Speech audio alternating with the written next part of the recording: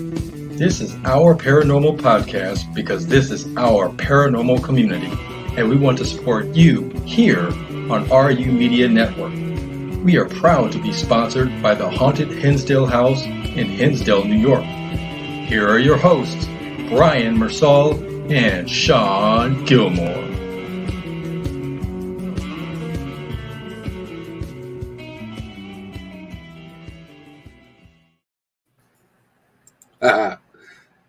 Happy Wednesday, everybody. Welcome to our Paranormal Podcast.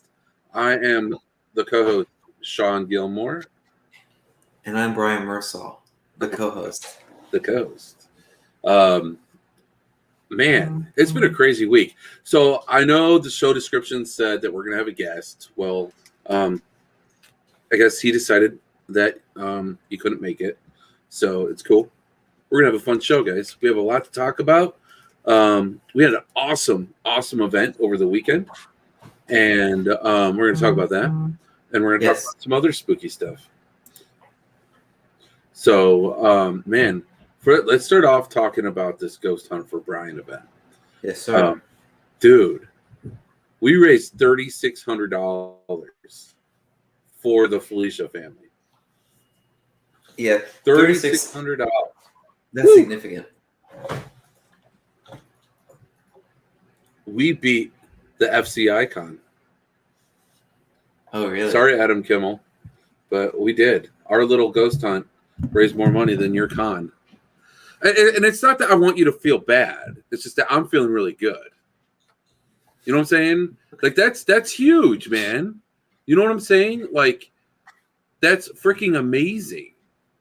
Like, our little ghost hunt raised so much money for the Felicia family, and it just makes me. I mean, like, we always talk about para-unity, and there's people who have a problem with para-unity and all that.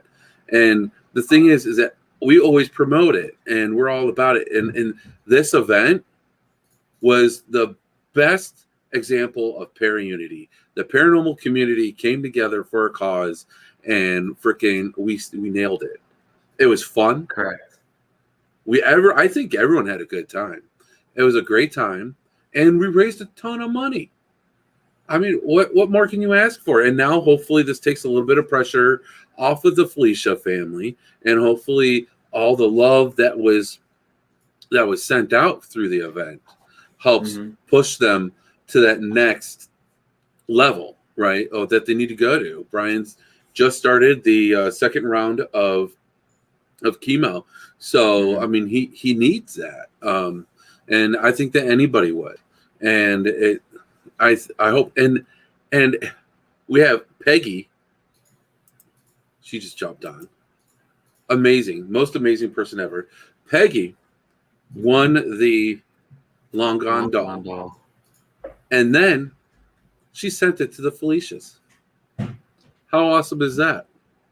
That was awesome. I saw it on their Facebook post, but honestly, I don't know if it's like she did such a wonderful thing out of love, or like if there's a story behind that, right? She took the doll home, and then she started, hearing running around on the ceiling, and she's like, "I'm such a good person. I'll just donate it back to them." We're not sure of the whole story. Hopefully we could, figure it out in the comments tonight. My money's on that she's a good person, but Sean was telling me before the show that I'm kidding. I mean, Angela did write a poem, and I had a photo printed out of the poem of this right here. I had a photo. I had it done at Walgreens, so it's an actual photograph. And I put it in a frame so that the winner would get that. And I printed that out actually with it in mind that Angela would end up with it, which is kind of cool that it actually happened. If you notice, I forgot to write that it was by Angela underneath the poem. But the point of bringing this up is that in the end, it says, you just don't be surprised if one day you find he's double jointed. Peggy, did you find that he's double jointed? Yeah, we need curious confirmation here. Yes. Yes, we need it because I have one of his cousins over here, Roddy Scotty. It's his name. Yeah, we have an ongoing bet going on whether or not that thing is just disgustingly haunted, or it's just we need some stories. So. It is just so awesome, and I'm going to be honest with you. I kind of went there with the same idea as Peggy, but my amount that I had, because of the amount of money that we had put into the event already, I had limited funds, and I was beat out like rather quickly, and so I heard that Peggy kind of had this plan, so I was like, Peggy, let me be your insurance policy. If it gets past your limit, we'll add what I want to add, what I have to add to it. So no matter what, hopefully the insurance policy will make sure that this happens. We didn't need it. Peggy's awesome. And she then sent it to them and everything. Yeah, Peggy, we were betting against each other. Oh, it's hilarious. Oh, she didn't even bring him in the house. It's a smart move, Peggy, to be honest. I mean you probably can't judge a doll by the poem. I know you looked right into those eyes and said, "No thanks." No thanks. That smart person. Or if you brought it inside, would you be tempted to keep it? I mean, I know you have like an amazing heart, but I mean, I couldn't get rid of mine. Like I couldn't. So I don't know. Maybe it's one of those things. So, I'm kidding, Peggy. I know what you would do that. I had a birthday pass, and I've got a ridiculous amount of dolls given to me for my birthday this year, and it's just. Oh yeah. I already had a big collection, and now just more and more. Nice. It's getting creepy here at the Mersal residence. Are they new dolls, or are they like old ones from like?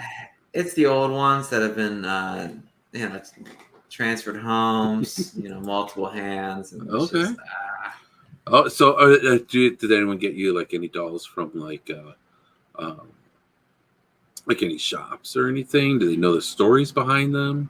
It wasn't shops, and I don't think there were too many stories attached to them. It was just ones at what's the any flea markets? Yeah, flea market or like the flea markets. Yeah. I had fair in my mind, but that's not the right word. Yeah, I had one case where I had a chair, which is now at Madison Seminary. They got it at, I think it was like at an ox roast or something, but it was like an old handmade chair, and it's now at Madison Seminary because they add some energy to it. Yeah, that it's just if you're blessed with that ability and you can feel that energy, that's a wonderful gift, because you don't want something like that in your home that has all that going on. So that's a good thing for you. But what was the most memorable experience of the Ghost Hunt for Brian for you? For me? Oh man.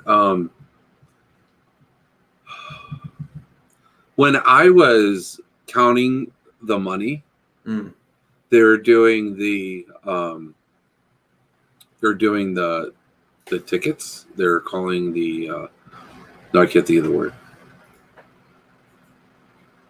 Like the auctions, or not the auctions. They're drawing the names from the tickets.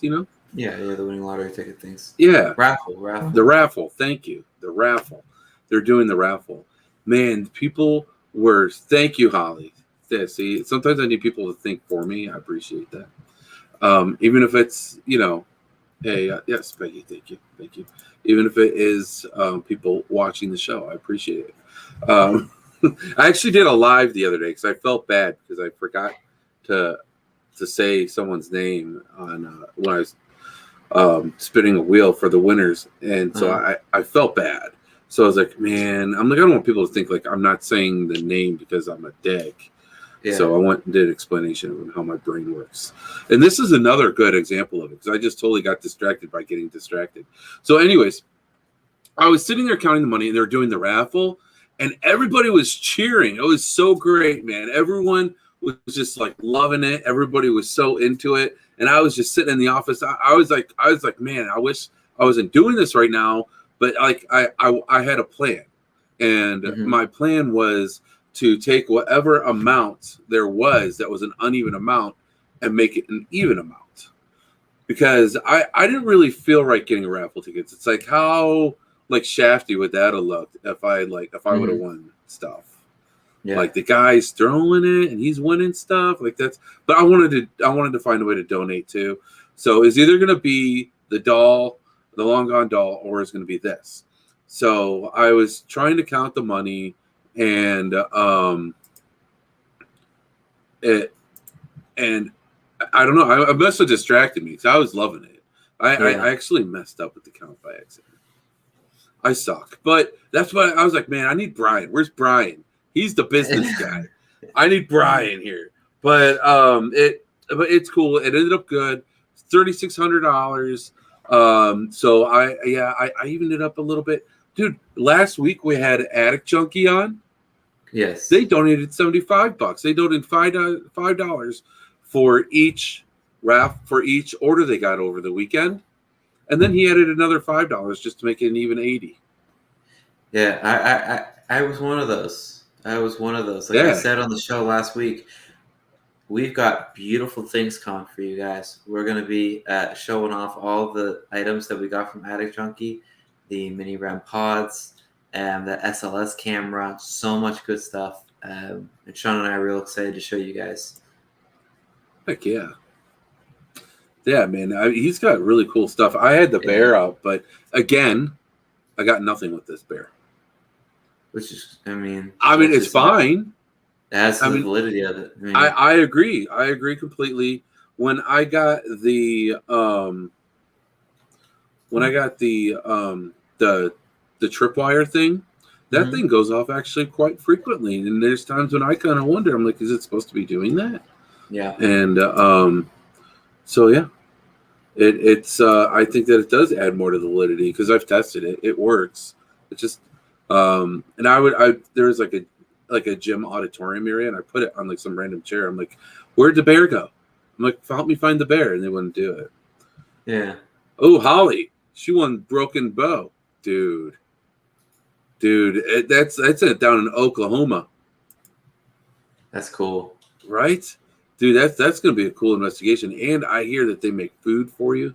It's a whole big like thing. Yeah.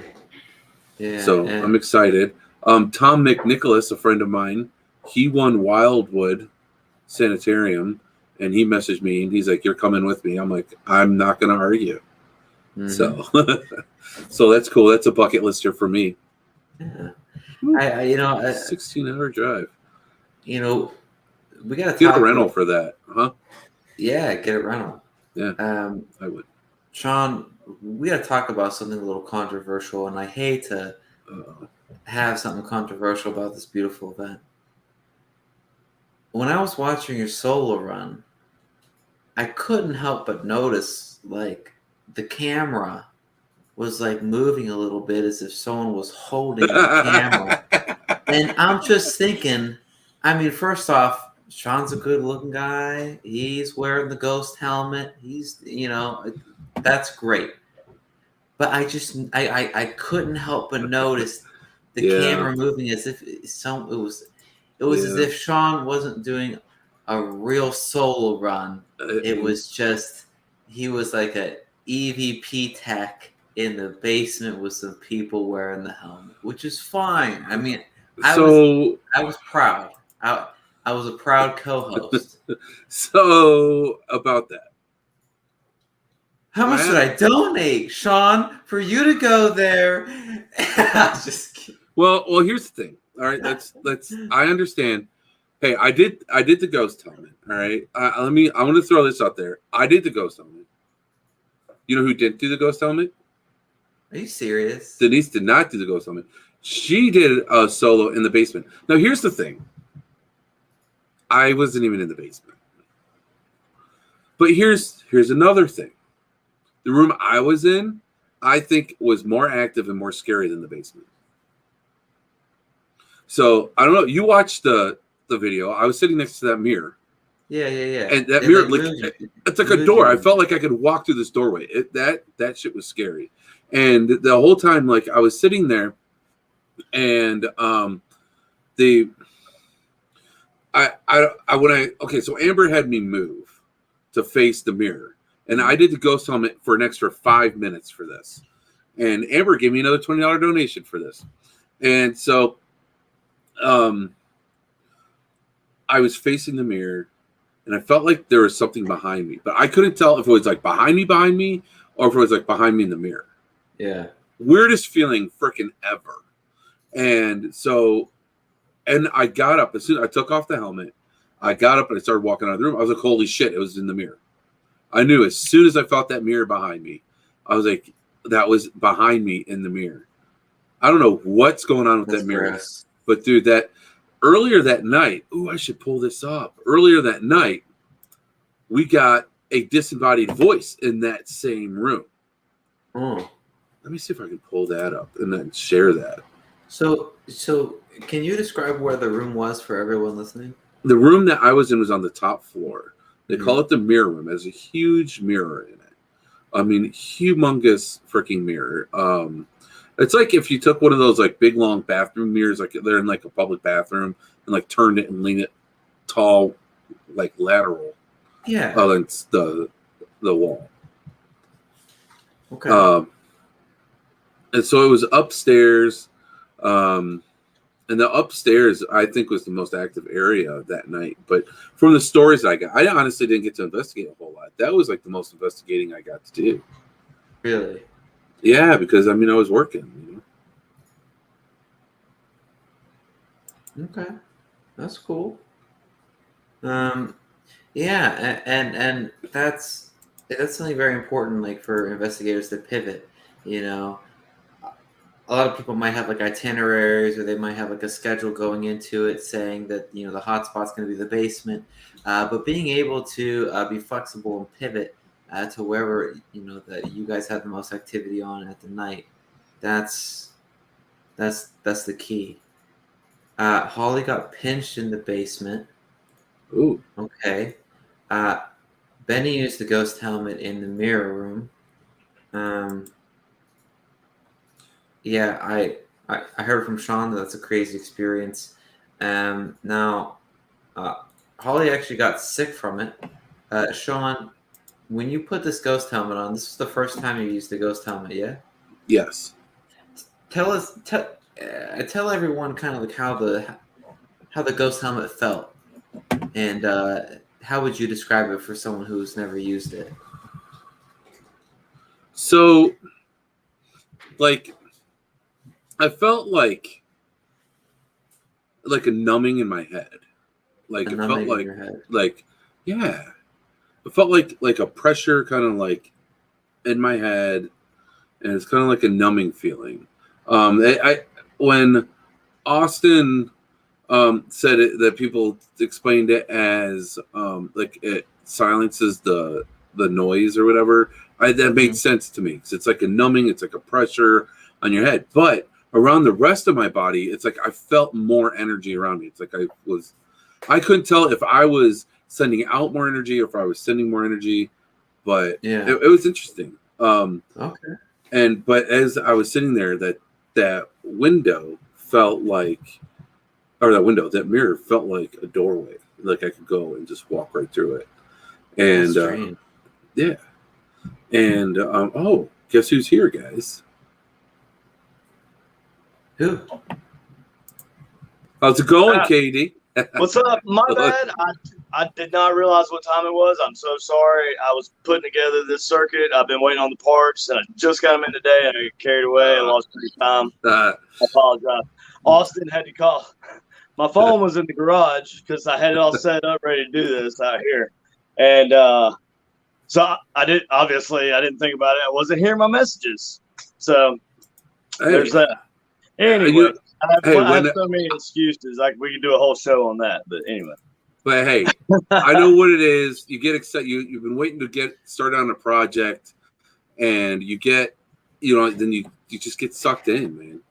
Trust me, I understand. Yeah. Well, you're so excited, when you have to wait for stuff from China and whatever because there's like nowhere else to get it, or Russia, because a lot of semiconductors or chips and stuff, ICs or even like transistors, they don't make them anymore, so you have to buy surplus stuff from like Russia or China.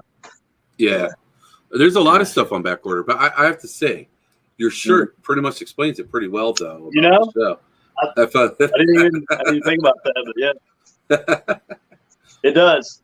This is the name of the game right here. But this is how I succeed. This is my key to success. See, it's not really procrastination. It looks like procrastination, but actually, in reality, I'm working on like 6, 7 different things at once. And that's like my wife. She's like, "Well, where's this thing? You're supposed to be working on this." I'm like, "I'm working on it. I'm working on it." And she's like, "This thing, where's this? It's supposed to be working on this. I'm working on that too. How can you be working on like 6, 7 things?" Hey, it's how I work. And then, see, it gives her some time because she ships everything, right?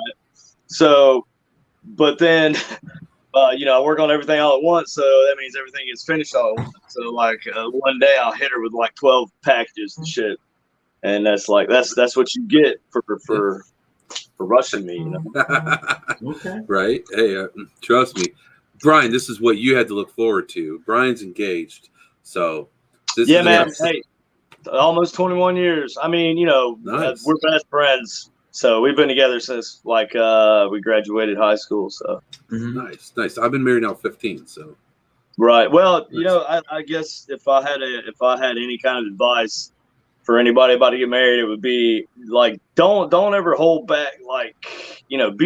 Try to be respectful, but never hold back what you really think, because that.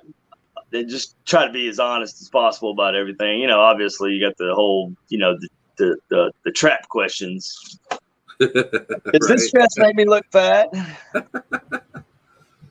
Communication is key. Yeah. Communication and honesty definitely are key. Not just like communication, like how you would talk to your coworkers at work because you're scared to offend them. Right. Like me and my wife, we have knockdown dragouts, but it's like that's how we work it out. That's how we communicate sometimes, and sometimes it's best to let that emotion out also as well. So definitely. I mean, you've got to, man. As long as both of you have like thick skin and everything. If you don't, you will have eventually. Yeah. You just can't treat a fight like it's the end of a relationship ever. Right. It's never. A fight is not the end end of anything. It's just a fight. No, That's all it is.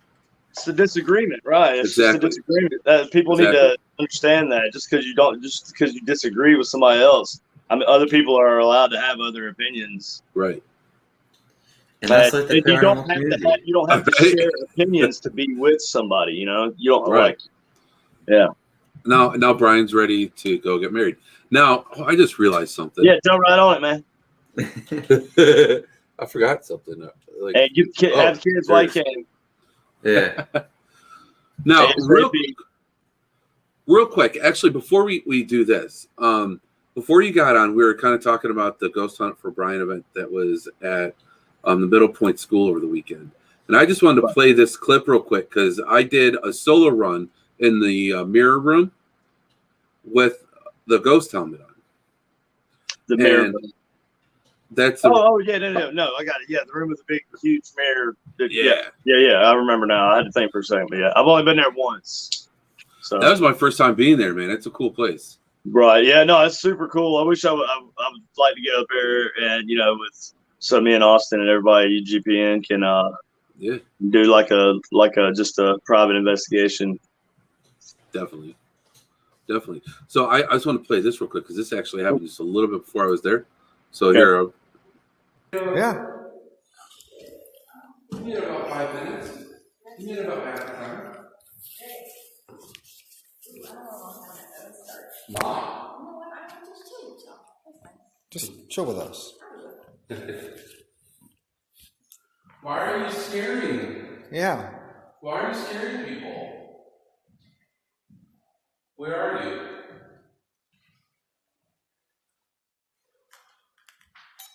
Yeah, I'm turning this on. This is a ghost meter. You were up here. You got to be the one that was setting this off earlier.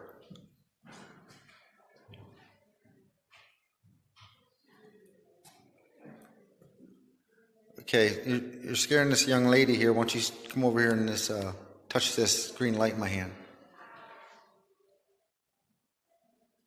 This light won't bother you, will it, Sean? No. Okay. Where are you at now? Huh?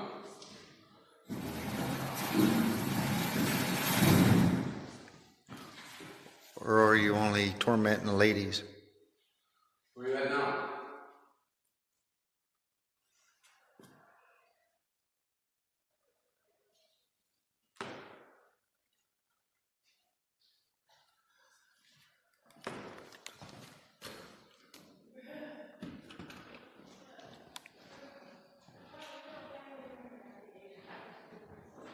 All right. Are you by Sean? Can you go by Sean if you are? I'm not getting anything here. Hope it didn't follow her. You're not allowed to follow her. Yeah. Unless. Just so you know.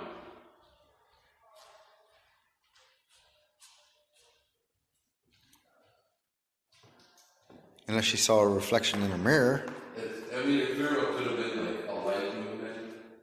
She had Y'all freaked her out. She had the cat balls, and they're shining a lot of light, and light reflects off of mirrors. So maybe she got. There's windows there. There's windows there. Yeah. There's a mirror here. There's a lot of light reflection going on. Yeah. Easy for her. We didn't do anything. We were standing outside the room. Yeah. And she came out. About halfway through. Yeah, because we saw the cat balls go off. Yeah, they were going up there right now. And she was done. Now you can show yourself. Where'd you go? Alright, well.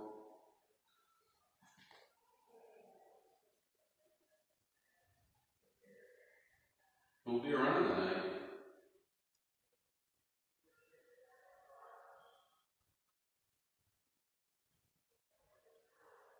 I don't feel anything. I feel energy coming from this mirror, that's it. Yeah, either. That's why I'm not looking at the mirrors, because it's like there's definitely sort of a doorway going on there. Yeah. That I don't know much at this very moment.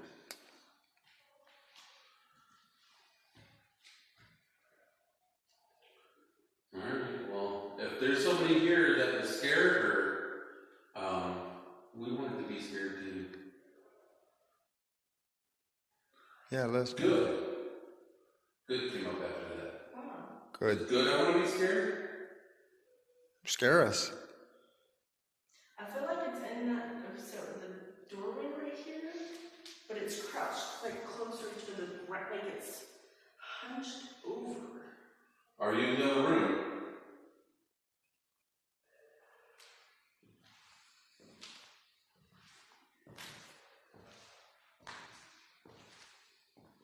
Yeah, it's like right here.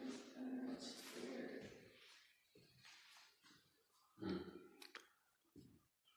Alright, she was over here at this corner. That corner. But if you remember right, I picked up that old lady that had a back It's issue. gotta be this corner. Yeah. Alright then. There's nothing there. I mean, I don't. Can you finish this? That's me. No? Here. That doesn't do it. You're in this corner. Shaving the haircut. I got a response to that in the house. Here. Alright then. What was that? That was her. That's who? It went, Yeah. That wasn't you? No. Alright. I So heard a lot of stuff more in the beginning. I don't know if it was somebody like whispering. In the beginning, I'm not quite sure. I didn't listen to that closely because my main focus was where I just stopped it at. There was a disembodied voice. I heard it audibly. No, yeah, I heard that too. And that's the one that it seemed like you caught on to. But yeah, I want to go back and listen. Some of those shuffling, they almost sounded like shuffling sounds, but it could have been like a whisper, like a whisper voice, or I don't know if you guys heard them or if anybody else heard it, but I caught that. Like I just heard the thing at the end. Yeah, I heard that at the end, but I just didn't know if it was like somebody had whispered maybe or what.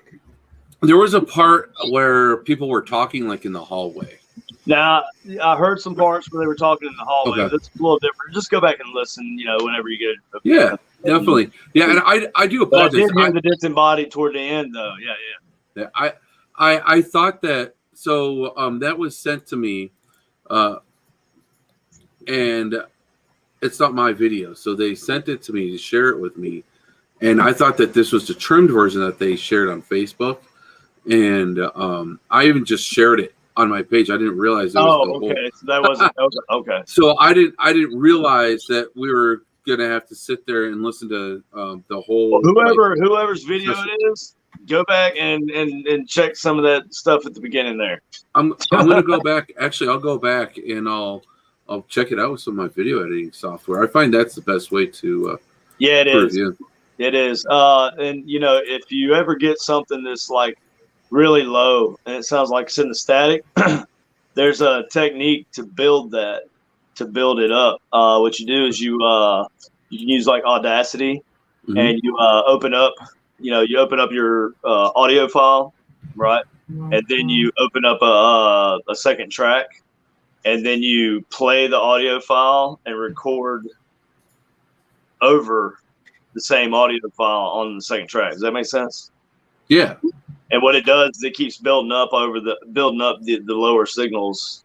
It's kind of like amplifying it, but not really amplifying it. It's like and you use like a noise reduction, and with that you take a small sample of some of the noise you don't want. Yeah. Okay. I usually, if I'm just doing something for like simple review, I'll use like a VLC media player, just because you can turn it up to that 200%. Right. But I have Cyberlink power editor, and that also has a wave editor. Right. Yeah, would that work on that too?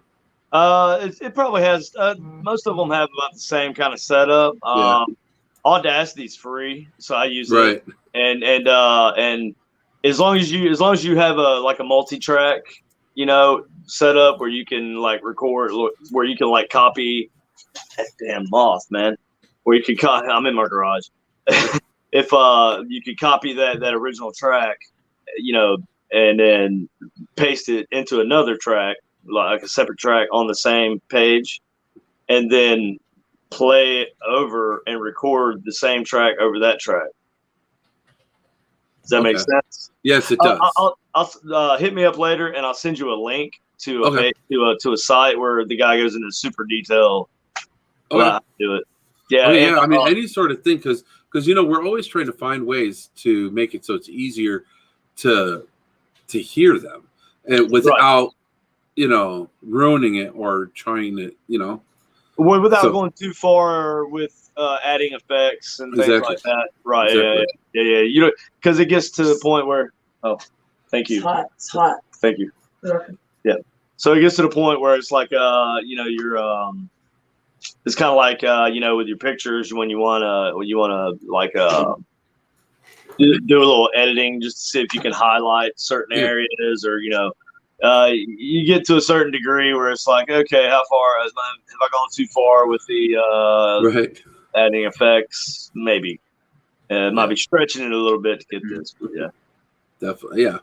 That's exactly what I was getting at, because you want to make sure you're keeping your integrity. You don't want people questioning what you're sharing as evidence. Well, I think as long as you provide like an original clip, and then you provide the second, enhanced, and you say exactly what you did, maybe do a screen recording of while you're doing it or something like that. If you plan on like putting it out as evidence, so that people can see exactly how you did it, and maybe try and replicate that process to see if that's what I like to do. So, if I do something like that, I haven't actually started putting out my evidence like that yet.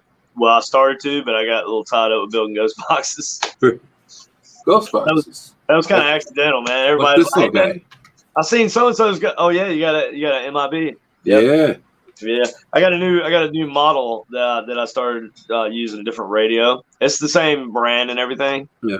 But it doesn't have the 7 shortwave bands. It's only got it's not 7 shortwave bands. With the one you have, it's the entire shortwave band broken up into 7 segments, and then blows those segments up so you get more selectivity within that range of part of the band, if that makes sense. But this one has just the full shortwave band and then AM FM, but it's a little bit smaller. It doesn't have the SD card thing on there because at first I thought that might be useful for like reviewing EVPs or something if you have a micro SD card, because you can never hear it on your recorder. So you pop it in the MIB and you can hear it way louder if you play it. That's if you have multiple people. Everybody's huddled around with a digital recorder player. Catching COVID, everybody giving each other COVID. No, I'm just kidding. Yeah, so you can see there is that right there is the mini SD. Yeah, the SD. So, yeah. Dude, it's got a flashlight. It's got a flashlight.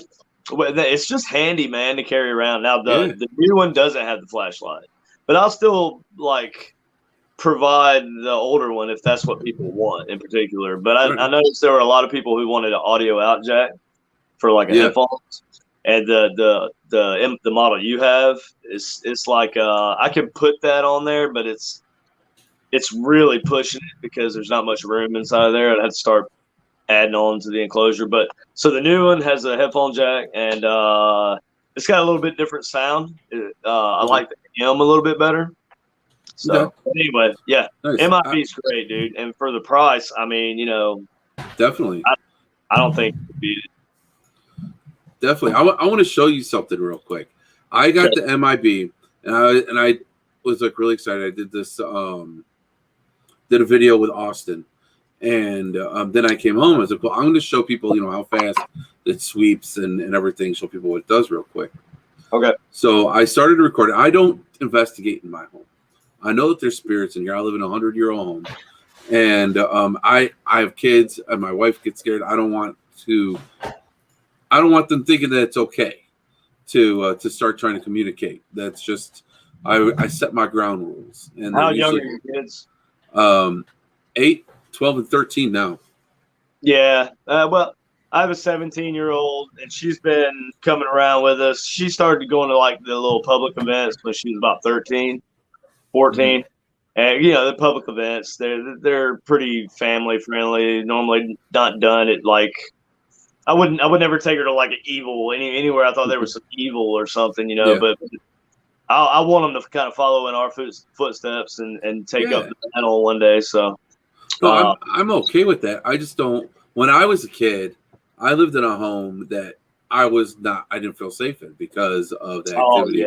I mean, then again, this is back in the 90s. People didn't understand. At least I didn't understand as much about it as I do now. And my parents definitely weren't open enough to, be accepting of and whatever. Either way, I don't want my kids to be scared to be in their own home. That's my main thing.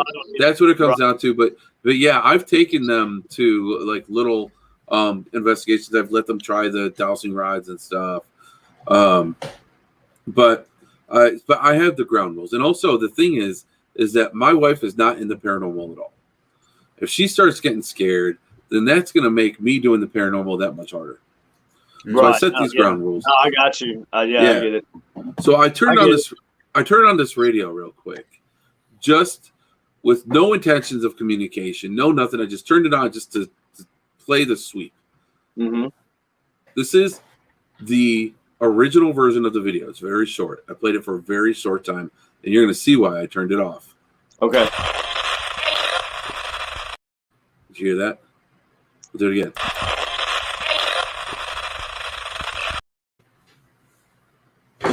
Is there a curse word? No, it said, "Hey, you." It said "F you" at first. Okay, yeah. It Oh, said, okay. "Hey." Here, "Hey, you." Maybe that is it. Yeah. Maybe. That's a woman's I'm voice. kind of hearing. Maybe it's the compression, coming Yeah. across but I'm hearing "F you." Oh, okay. Well, I don't know. What do you guys think in the comments? Do See, it that's the thing. again. Do it again. All right.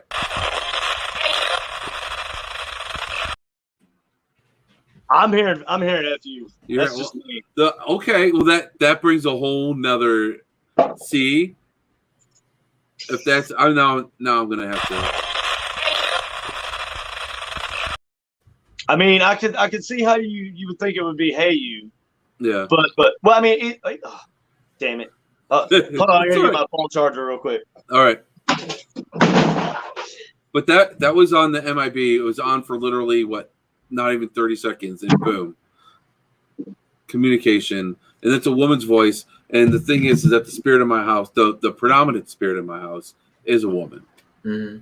So that I was like, wow, holy shit! The thing was on like for no amount of time, and boom, got stuff.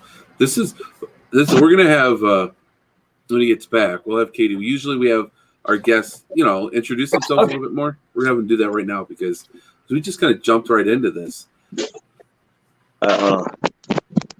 Bam. Save the day. All right. Nice. So real quick, we just kind of like dove into this. I mean, I know the MIB is kind of like one of your newest products and stuff. But first, there might be some people that aren't familiar with your work, with Supernatural Inc. and everything. So can you just kind of tell us like what got you to the paranormal? Just a brief kind of overview of KD. Okay, so brief. Okay, I'll give you the abridged version.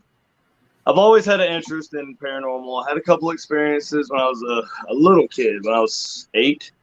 It had to do with an abandoned house behind our house. It was completely abandoned. They left everything in the house. Back window was broken out. There was a walk-through sliding door. I walked in. I saw an apparition. And it was like the people had just left the house. Left everything. Their furniture, TV, electronics, but it had been sitting there for like months empty. And so I took off out the house. As I ran out the house, the broken glass sliding door, the glass in the top, dropped behind me and just shattered all behind me. So that was like number one experience. I said, okay, go surreal. And, it took, and then I always had an interest in it. But I grew up in South Carolina. So if you want to talk about having your paranormal interest stifled, right, that's a good place for that to happen, or it was at the time. Even today, I mean, I went to South Carolina, and I love that's my state. I live in Kansas City, Missouri, but South Carolina is my home state, and I love it, and I will end up back there. That's where my family's at, and that's where they've always been, so I probably will. But it wasn't accepted to kind of be into that kind of thing.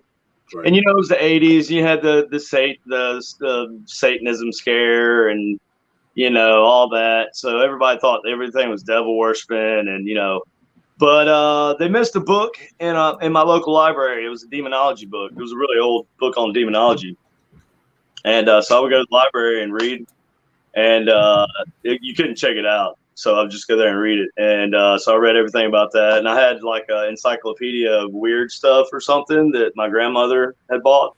And I read those over and over because we didn't have the internet. We had Unsolved Mysteries, though, on TV once a week. We did have that. So, always had an interest. I started like recording my first EVPs and stuff. Back in probably 2001, my wife did about the same time. We were doing stuff at our jobs, and they believed it was haunted. So, and I kind of sat on it, and we would go and check out haunted places. we never really got into the full on ghost hunting thing, like as far as like putting our evidence out or even like going public with anything really. And I was in the Army anyway, and we did a lot of time in Germany, and that kind of solidified, my desire to go deeper into paranormal research, just from visiting all the old castles and stuff like that. And we went to Dachau, which was a terrible concentration camp, and just the feeling there just was like crazy.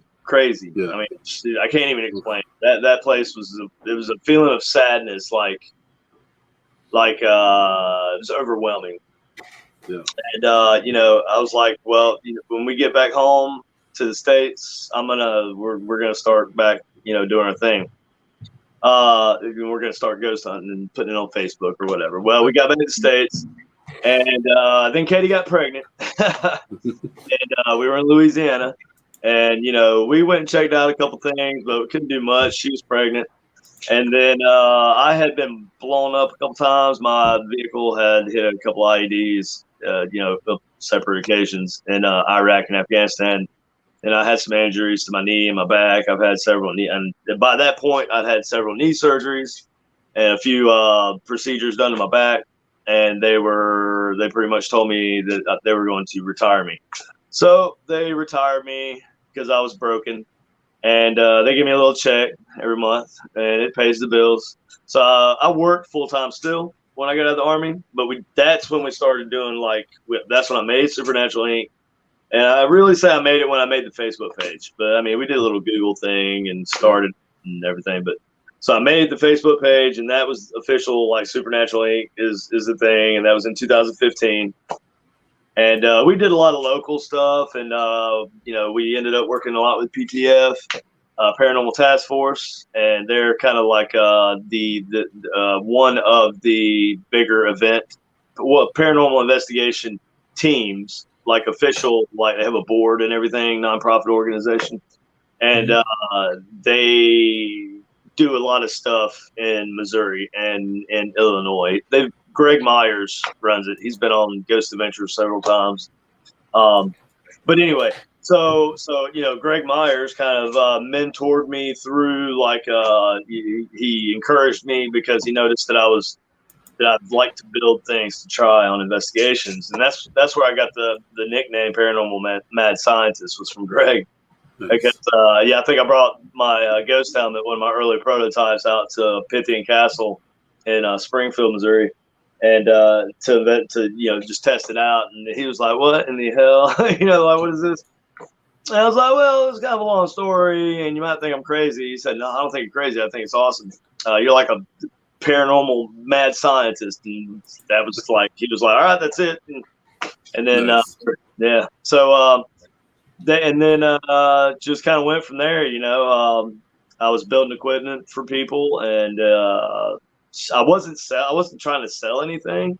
People were like requesting me to build them a box, and so I started making the big, wooden boxes with all the effects and stuff in them, and people just kept asking for them, and I was like, well, obviously there's a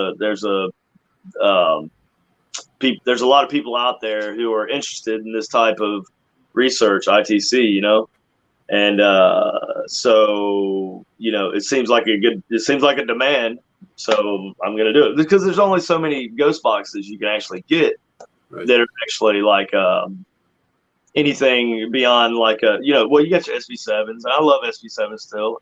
I don't use it all the time, but I do think there are situations where it has its where it's like super useful and super effective, right? Yeah. And, like the shack hacks are cool. They're great, and, but, outside of those and like a couple of the new little digital boxes you get from Ghost Stop, there's not a lot out there. There's only a handful of actual builders. Right. And so I felt like, there's a lot of people who want boxes, but most people can't afford what the boutique boxes cost, right? So I wanted to make I felt like Frank kind of guided me from beyond, along with some help from some of my friends who are, OG. I call them OG Ghost Box builders, and like Tim Woolworth, who's like one of the leading experts on ITC history and Ghost Box history. And so, like, those people just kind of nudged me and they encouraged me, and I learned a lot from them. And so that's when I made the ink box. The ink box is kind of my because I figured out Frank's sweep circuit, and I was like, okay, this is cool, but most of his radios use the big voltage range. So there's some there's some details that his circuit was designed specifically for the type of radios that he was using, right? And nowadays they just don't make those radios anymore, voltage tuned the way they used to be. Right. But they do make different types of radios that his circuit could still be applied to with some modifications. So I designed a modified version of Frank's circuit, and then I had a micro version made that I have to special order those, and that's what you have in your mini ink box right there. So it's like, it has its roots in Frank's option. So basically, the majority of any Ghost Box success that I can claim at all, I contribute to my buddy Doug and Frank's option, from all his help, just from his schematics that were like hieroglyphics that were missing things. You have to like figure them out and stuff. And I know he did it on purpose. But it's just to see who's really who's I think he did that to see, because if you wanted to figure out the way he did it, he wanted you to be invested in it. He wanted you to care about what you were doing. He wanted you. He didn't want people who were just wanting to copy what he did. And just, say he wanted somebody who actually cared enough about what he was doing and wanted to continue the work. And so I think I'm one of those people that he has helped. There are several others, but yeah, I'd like to raise a whole, like a little Ghost Box builder army, and I'd like to see it go a lot farther. I'd like to see a lot more types. Yeah. I was one of those people that really doubted ITC. I would always say, like, no, that's just radio waves. No. And then a friend of mine, they were selling some radio hacks on Facebook, one of those resale pages, for extremely cheap. I'm like, you know what? Let me get one of these for my arsenal. Right. It doesn't hurt. It doesn't hurt. Right. Exactly. I was like, if I ever get something when there's no radio reception, if I ever get something like that, it'll change my mind. But until then, I'll just have it there. And you know what? The only time I used it was when I was helping host ghost hunts, and I was, it was my job to entertain. And that thing, to me, that makes my job real freaking easy. Right. So then I went to an old mining town in Arizona. No, I can't think of the name of it. It's actually, the mining town is actually the background of the show right now. Vulture City. Oh, Vulture City. Yeah, I've heard of that. Yeah. So I want to go there. There's supposed to be a Paracon there, and I want to get invited. I'm not important enough to get invited. My friend Mike Ricksucker is going. Sarah's going. Yeah. Everybody likes Sarah. Yeah. Nobody likes KD. I know she's prettier than I am and everything, but I'm funny. I'm funnier than she is. Okay. So yeah, but I was in one of the little houses. I was in the hanging tree is like right in front of this. I forget the names. It's been like 2 years, but on my ghost hunt, I heard "Get Out," like clear as day. It was like the middle of the day. There was no radio reception. There's no way that came through the radio. I was like, okay, holy crap, that shocked me. I was like, okay, there's something to this. And so I've been kind of, getting more and more into it. And now as I'm getting to be, we're closer and closer with Austin, I'm learning even more. Yeah, Austin knows a lot of stuff, man. Austin is also another. He's an up and coming subject matter expert on ITC. Like he in the future he will be like your go-to guy if you want the history of whatever, if you want to know different techniques or whatever, and he'll be taking care of a website probably that will provide a lot of information and he's putting together a team for that. Yes, he is. I'm going to be assisting. As will I. I'm going to be the newbie. I'm going to be the guy that you guys are teaching, and I don't know if that's really what the role is, but that's what's going to be happening. Well, I have some links I can send you that will kind of expand your knowledge base a little bit, just on like the actual. I know you hear some people say, "Oh, origins." ITCs started with when Frank Sumption started to Ghost. No, that's not true. ITC's going back decades. I mean, Frank, he is the father of the modern ghost box. Don't get me wrong, but he's not the father of ITC. And there are people who believe they know the real history of ITC or whatever. But I mean, I don't need to explain the real history. I can point you to multiple websites. That the actual history of ITC and the actual history of radio usage in ITC, which didn't start with the Frank's box. I definitely appreciate that. I know that there's been multiple inventors out there who have tried to come up with ways of gaining communication with spirit. We trying to gain communication with spirit is not a new idea. It's been going on for centuries. And it's been going on for thousands of years. I mean, as far back as I can give you an instance that in times in BC, right? Yeah, they would use water pools as scrying mirrors. They would use volcanic rock obsidian mirrors as scrying mirrors. The oracles of Delphi who would get all jacked up on hallucinogenics and stuff, and they would scry out of the smoke and whatnot, and tea leaves, tea readings. I mean, it's all ultimately ITC, because the idea of ITC is to create randomness out of something, right? Out of some medium you take and you create randomness in it. And in that randomness, some people believe, and there's lots of different theories as to how ITC really works. I don't think we'll ever understand, because I don't think it's one of those things that we're capable of understanding. It's one of those barriers. I don't want to say like I call it a God barrier. I don't mean like God himself said, okay, you guys will never be able to figure this out because whatever. I think it's worked into the physics of the universe that we won't be able to break certain thresholds, or like bad things would probably happen, anyway. But there's lots of different theories as to the way these things work. And I think a lot of them are valid. I think all of them may be valid. I think different types of entities can communicate via different methods of ITC. Different types of beings can talk to you through a ghost box, depending on maybe a different type of box. I'm talking about a radio-based ghost box.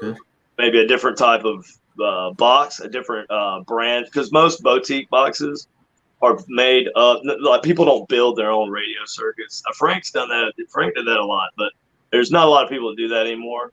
And then even Frank towards the end was using actually his first one was made from a car stereo tuner, right?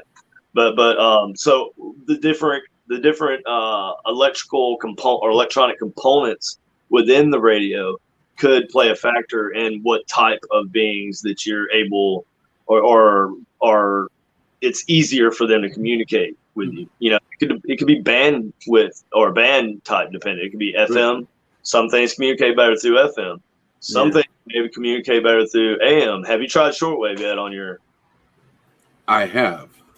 It's really, It's really interesting, and I love that shortwave option.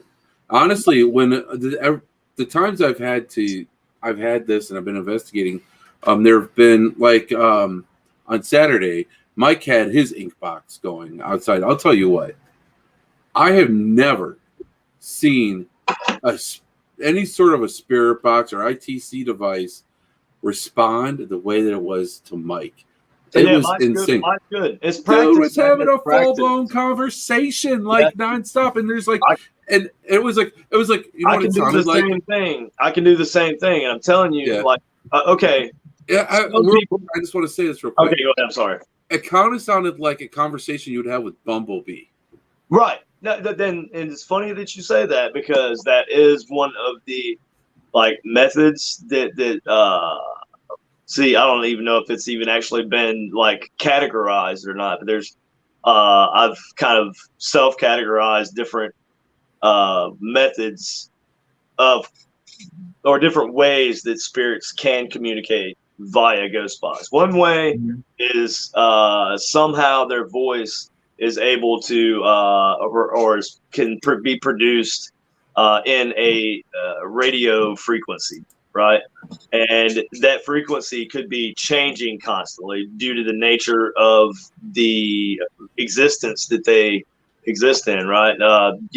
Could be a different, I don't want to say different dimension, but a different plane of existence. Right. Maybe they exist at a different frequency after death in an energy form of some sort, and which would make sense. And in which case, when they are able to, if they have the ability to communicate, now we don't know how they're doing it.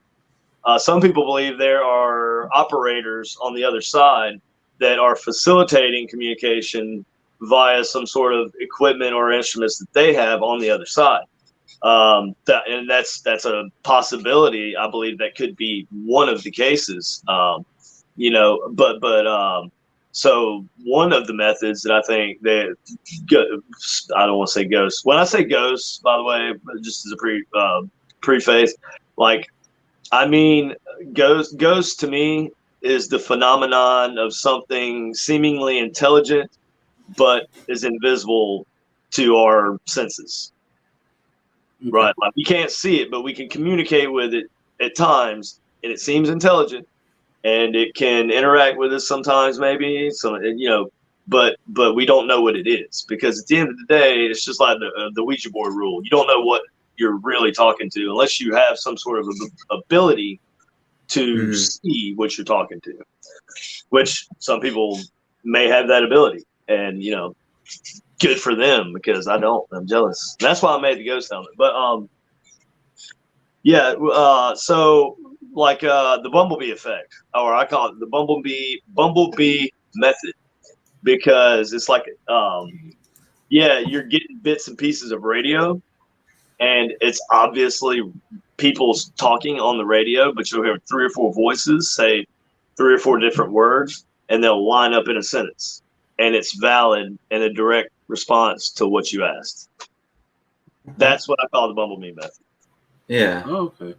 But then you have it's the same thing Bumblebee does. He just kind of picks radio stations that are saying kind of what he wants to say. That's why I like the random sweep, like the nanocom, right? Yeah. So the nanocom, I had it set up to where it's randomly sweeping through from what is it? This 750, which really technically our radio band doesn't go down that far, but I can hit that bottom frequency, but I think you only get those stations in Japan or something. But anyway, it's cool. Mm-hmm. But you get a little bit more white noise that way by adding those bands, or by adding that part. But so it goes from 750 to 108, right?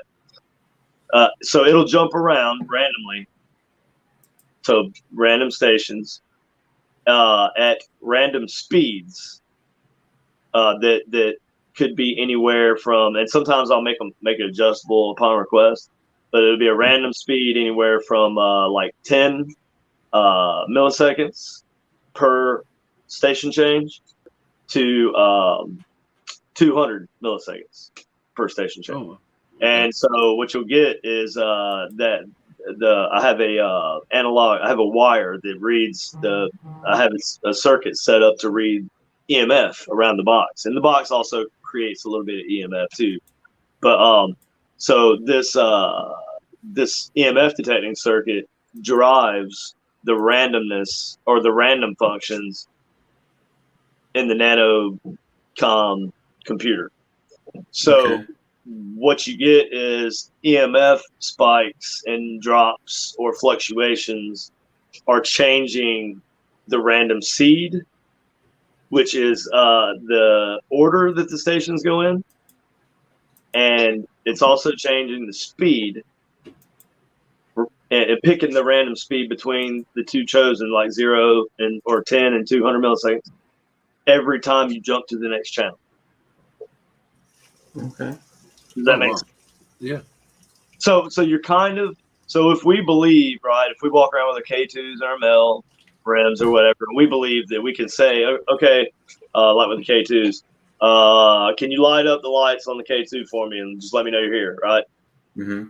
And let's say they do that, and we believe that is communication, right? So that tells me that they can manipulate electromagnetic fields. If they're able to manipulate electromagnetic fields, maybe they can manipulate the fields around the box enough to drive the random tuning the way they want it to. Okay. Huh. It's just an idea. That's interesting. It seems to work pretty well, though. I've had a lot of good feedback on it. Just, I mean, everybody. I haven't had anybody that's actually said it to me. I mean, surely some people aren't happy with theirs, I would assume, but I've never heard that. Like most people love their nanocoms. I'm not bragging, but I mean, that's my pride and joy. I had to go up on the price recently though, because I realized it takes me an entire day to build one of those. Whereas, and I went down on the price on the MIB and went up on that because I build the MIB way faster than the nanocom. Yeah. So yeah.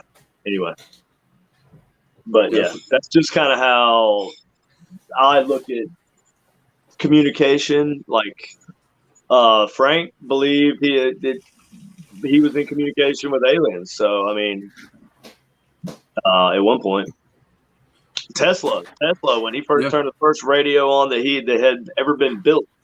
I mean, he built a radio with the big spider antenna. You know, the picture you've probably all seen of him sitting in front of it. Mm-hmm. Well, that's a radio antenna, that big spider wire thing behind him. So, like, he was hearing voices with the very first radio built. Now, that being said, you can't say it's just random radio broadcasts because there are no radio broadcasts. So you explain to me how he heard voices when there were no voices.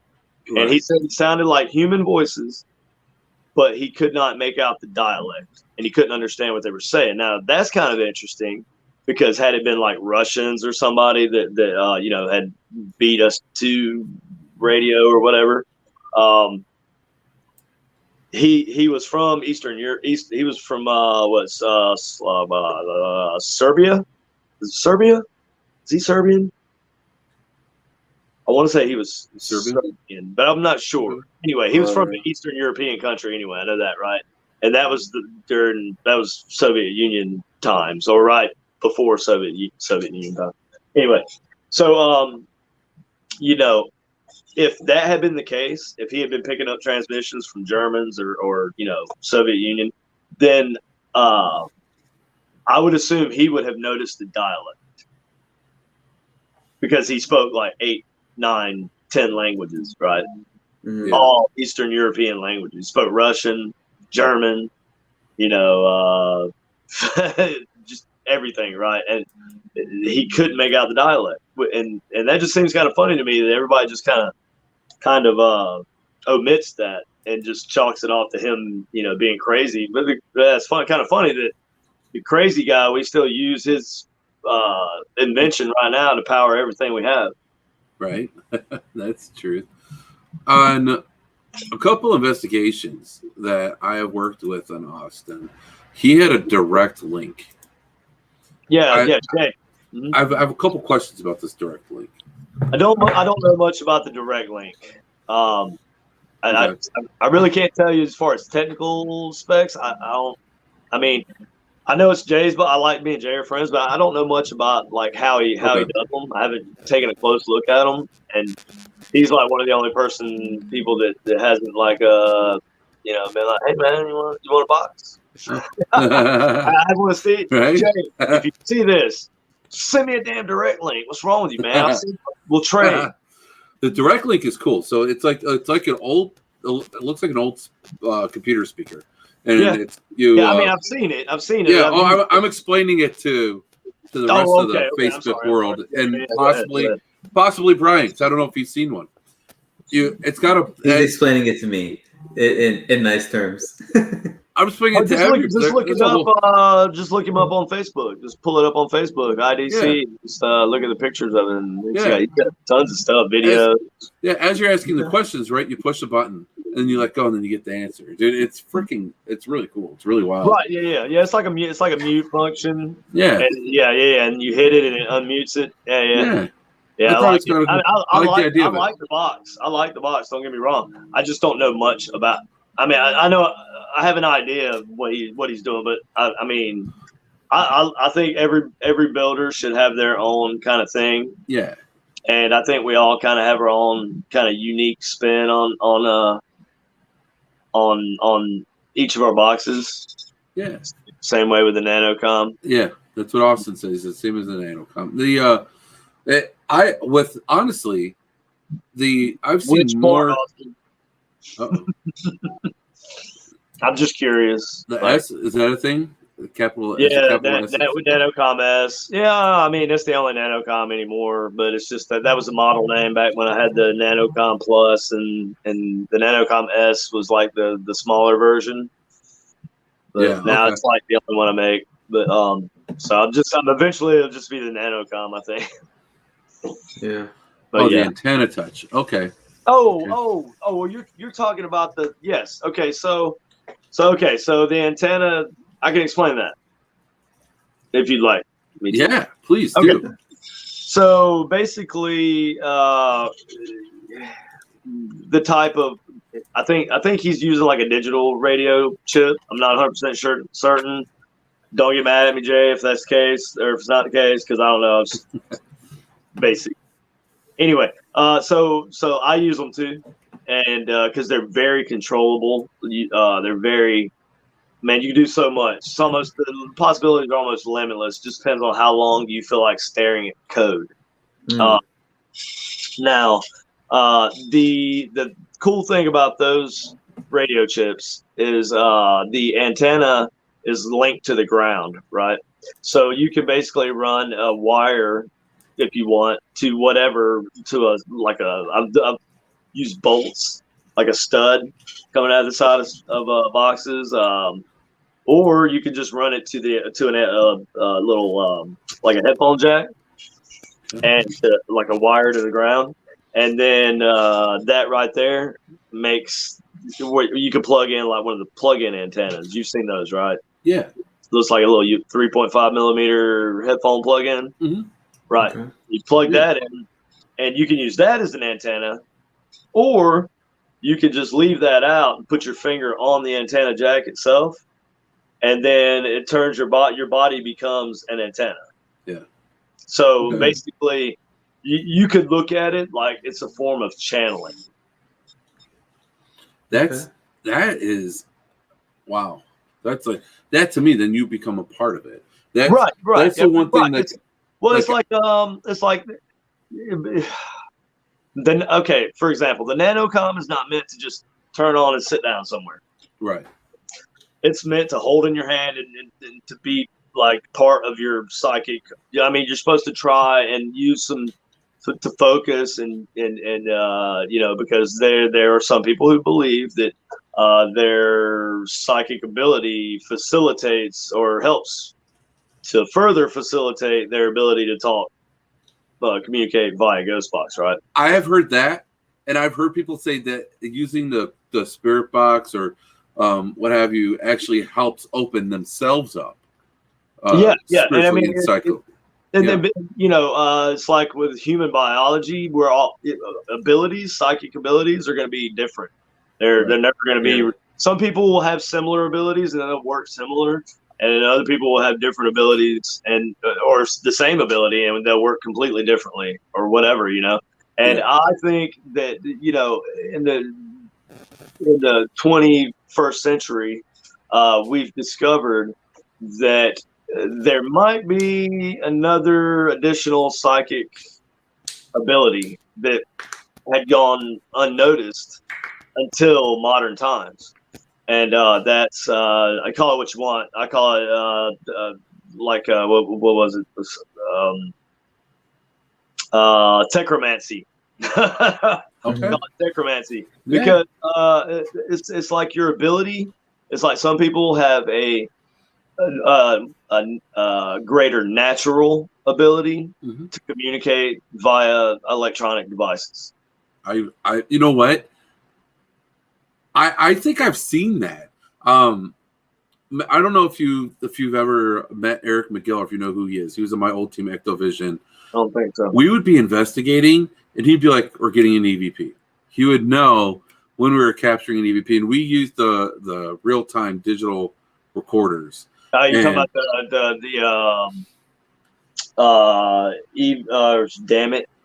It was the RT EVP recorder. RT EVP, yes. Yep. I have one of those too. Yeah. Yeah, I have one in my arsenal. I was lucky enough to get one from Ectovision's arsenal. So like $50, bro. Oh, dude, they go for more than that now. I know. Yeah. That's one of those things, man. It's just like, oh, glad to have it. Right. So now my question for all of this, right? We're talking about connecting mentally, and psychic abilities and everything.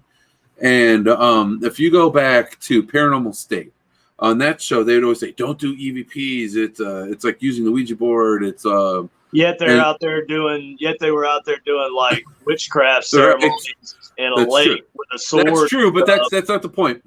I mean, that's kind of like but real quick though, they did one case where they're almost addicted to doing EVPs because they're trying to communicate with spirits so much. Some people do get carried away. That's where I'm building to. That's more of a pre-existing mental condition. I mean, because if it's not EVP recording, it's going to be something else. That's a mental condition that needs to be addressed by professionals. So you don't think that there could be like a spirit connection that can be kind of made where you kind of get like? Sorry. It's all right, man. I thought I made a good point or something. I don't know. No, I'm being attacked by a moth. I cannot kill this damn slow moth. It's so slow that I'm too fast for it. Anyway, go ahead. But no, it's just can it get to the point where it might be? I mean, with anything with dealing with the paranormal and supernatural as investigators, there's a risk that we all do take. Right, it's an occupational hazard. It is. I never tell anybody who's an investigator to not use any technique because, and I mean that even goes with Ouija boards. I mean, if you're afraid, my question. Something, this could be for anything though. This could be for doing EVPs. This could be for ITC. Right. This could be for investigating all together. Right. Can this turn into? Do you think that this could turn into a actual like spiritual hazard, if you will? Yeah, it's an occupational hazard. That's what I call it. If you pick up the mantle and you start using equipment, or you start trying to channel, or you start trying to communicate in any way with the beyond, which you don't understand, right? You're opening a door, and sometimes the door is open for people and they don't have a choice. Kind of like for me, I didn't have a choice. I didn't decide. Hey, I think ghost hunting looks fun. I want to go try that. I had some things that happened. I had some real traumatic stuff that happened when I was a teenager that I've never talk about in public. But things that really, really drove home to me. It even caused a lot of internal religious conflict and stuff. made me question. I've questioned God. And then I went to deployed twice, and I went to some of these war-torn countries, and you question things even further, and but yeah, for your average person who's having activity in their house, I don't advise them to start ghost hunting, just because they watch it on TV. Mm-hmm. Things we do on TV, most times, people that are doing the things on TV they've been doing it for a long time, and they have accepted those hazards. Right. As they've accepted the fact that they could bring something home with them. They could bring a Dybbuk home. A Dybbuk is the translation is evil dead, right? It's when a person dies and their soul is corrupted by the death process or whatever, and then they have this eternal hunger for life, and oftentimes they'll go after their loved ones that they had in life. But anyway, that's an attachment, right? That's like the Jewish mysticism version of an attachment. And so, like, yeah, sure, you could easily pick up stuff like that and take it home. Again, occupational hazard. Yeah, definitely. I always tell all we can do is like what cops do, right? With cops, they take every precaution they possibly can. They try to go into situations with a plan. They try and make sure they're well equipped, and they're trained on like how to use all their equipment. And they also are subject matter experts on they're supposed to be on like laws and stuff. Now, I'm not saying all of them are, because some of them clearly are confused, but it's like they should be subject matter experts, right? Just like we should be. If you're a ghost hunter, man, you should be reading like everything. You should be reading like you should be reading like the Kabbalah. You should be reading reading up on the occult. You should be studying every bit of supernatural. If you really are doing this seriously, because you can run into things that are bigger than what you ever thought they would be. Because it's all fun and games until you do take home a Dybbuk.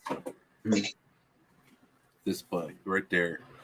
Not to plug Michelle Belanger, but this book right here, I've got several. I mean, I've got a whole. And most of that information probably came from Jewish mysticism. It probably came from the Kabbalah and a lot of it does. The writings, because they were the ones that really went into detail about all your fallen angels, and the Book of Enoch, and how he became Metatron. He actually became an angel, and and that's important, and I'll tell you why. Because when you get the name Abaddon through a ghost box in a house where somebody just died, if you don't know who that is or the importance of that name, then that you're not going to think anything about that response. But Abaddon is like the Kabbalah or Jewish mysticism's version of death. He is the embodiment of death, and he's also known as the keeper of the abyss and Revelations.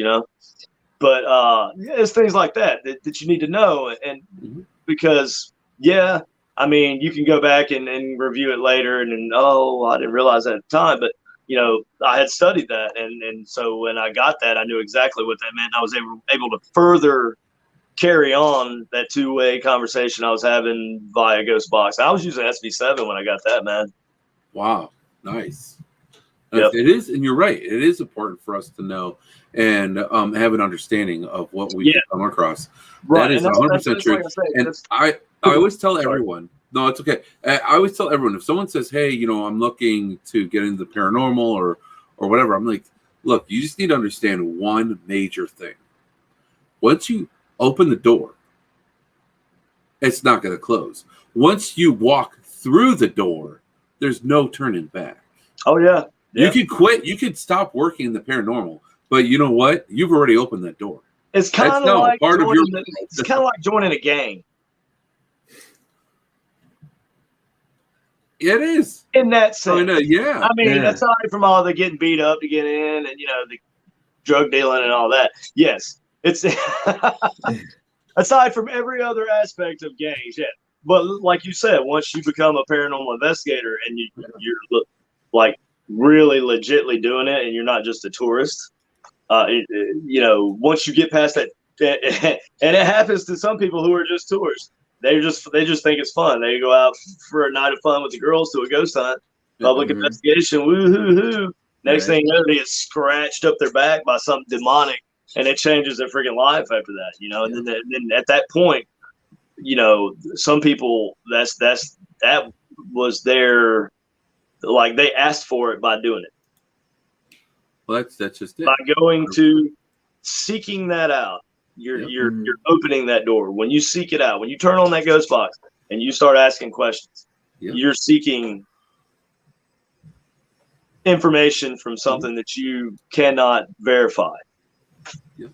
Yeah, that's every investigation. We do a protection prayer before and after, and even some people are like, I don't think there's anything here, this, that. It's just like, that's not the point, because like at any moment something could just. It says in my new book, the doors kept opening. You should trust your instincts. Go for it. This is crazy, isn't it?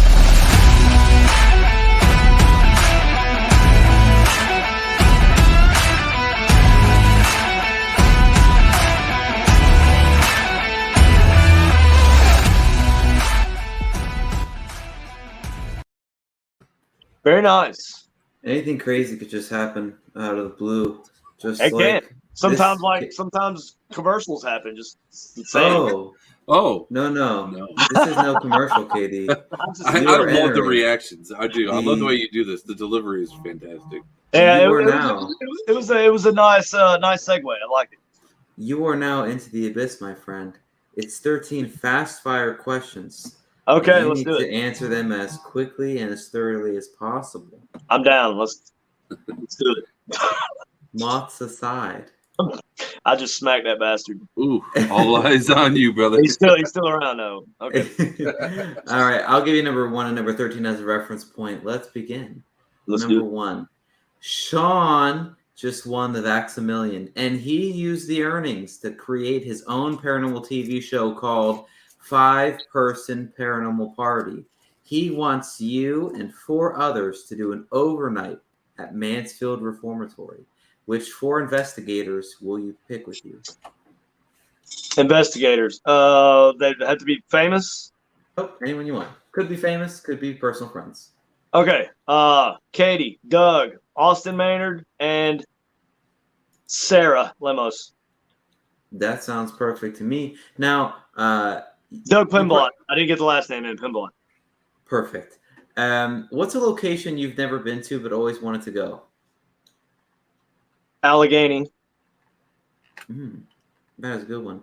How about a location that you have been to? What's the most haunted location that you've been to throughout the years? 106 South 11th Street, St. Joseph, Missouri. Sounds like a good one to me. It is. It's you've never heard of it, but it is the most haunted place I've ever been to. Wow. So almost as scary as that is Sean waking up from a paranormal investigation. You know those long ones. He's got that paranormal hangover. He's a grouch. He's this, he's that. Katie, what is the cure to a paranormal hangover? A Boilermaker. What? A Boilermaker. Why? Cures what ails you. It gets rid of that. You get a lighthead. You get that. You get like a lightheadedness. Boilermaker's always good for like a regular hangover, just for that reason. So. Gotcha. Okay. So now we talked about the most haunted location you've been to. What about the most haunted trigger object you've encountered over the years? A dagger. A dagger? Yes. Okay. Now, garage moths are obviously a pet peeve of everyone. What is your biggest paranormal pet peeve? Being in a very extremely large paranormal location, or location that like a insane asylum type place, and there being people there that I don't know about. That is like living people, Yeah, no. That's that is a big one on our list. Trust me. Right. I think we can all relate.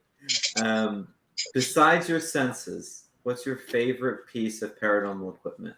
Ghost box. Why?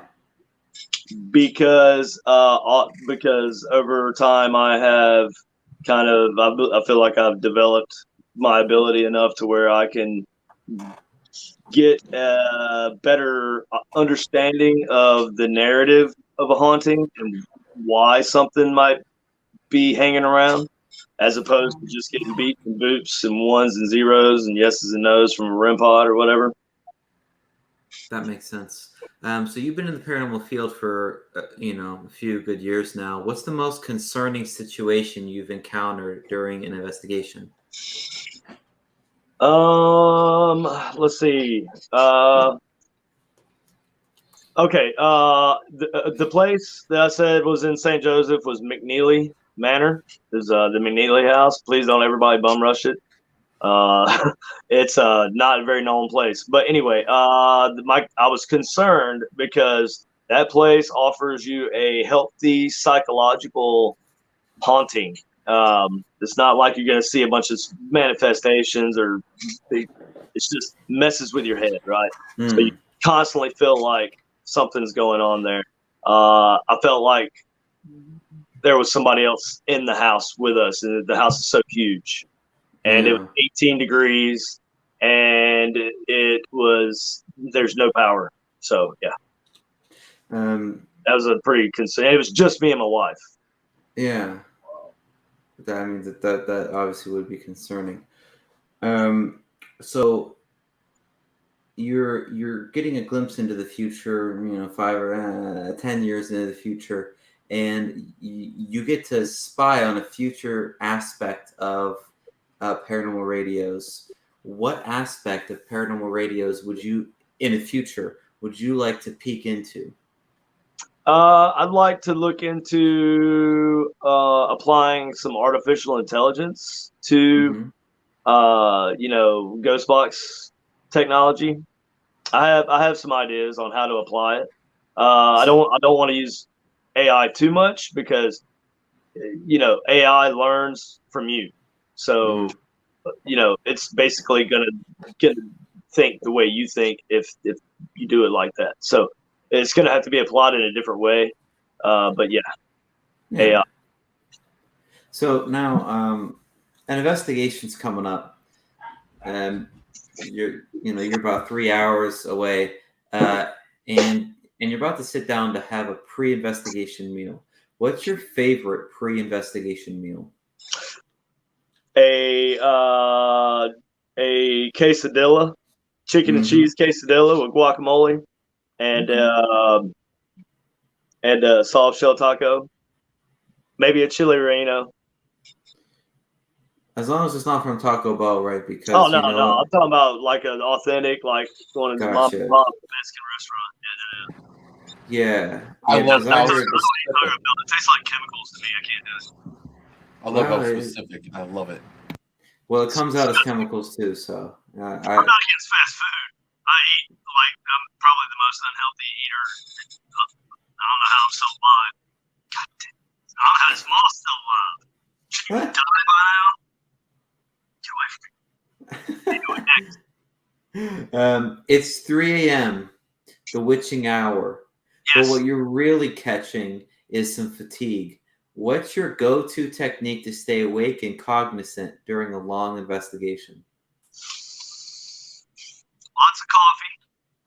And I will generally stay up all night, the night beforehand, like prepping gear and usually I'm finishing building some kind of piece of equipment I want to try out or whatever. And so I'll stay up the entire night beforehand, and I'll sleep all day. Wow. Okay. And then 3 o'clock a.m. rolls around. Start getting a little tired. Make sure you got some strong coffee. Maybe bring a coffee pot with you, like a little Keurig. It's always good to have with you.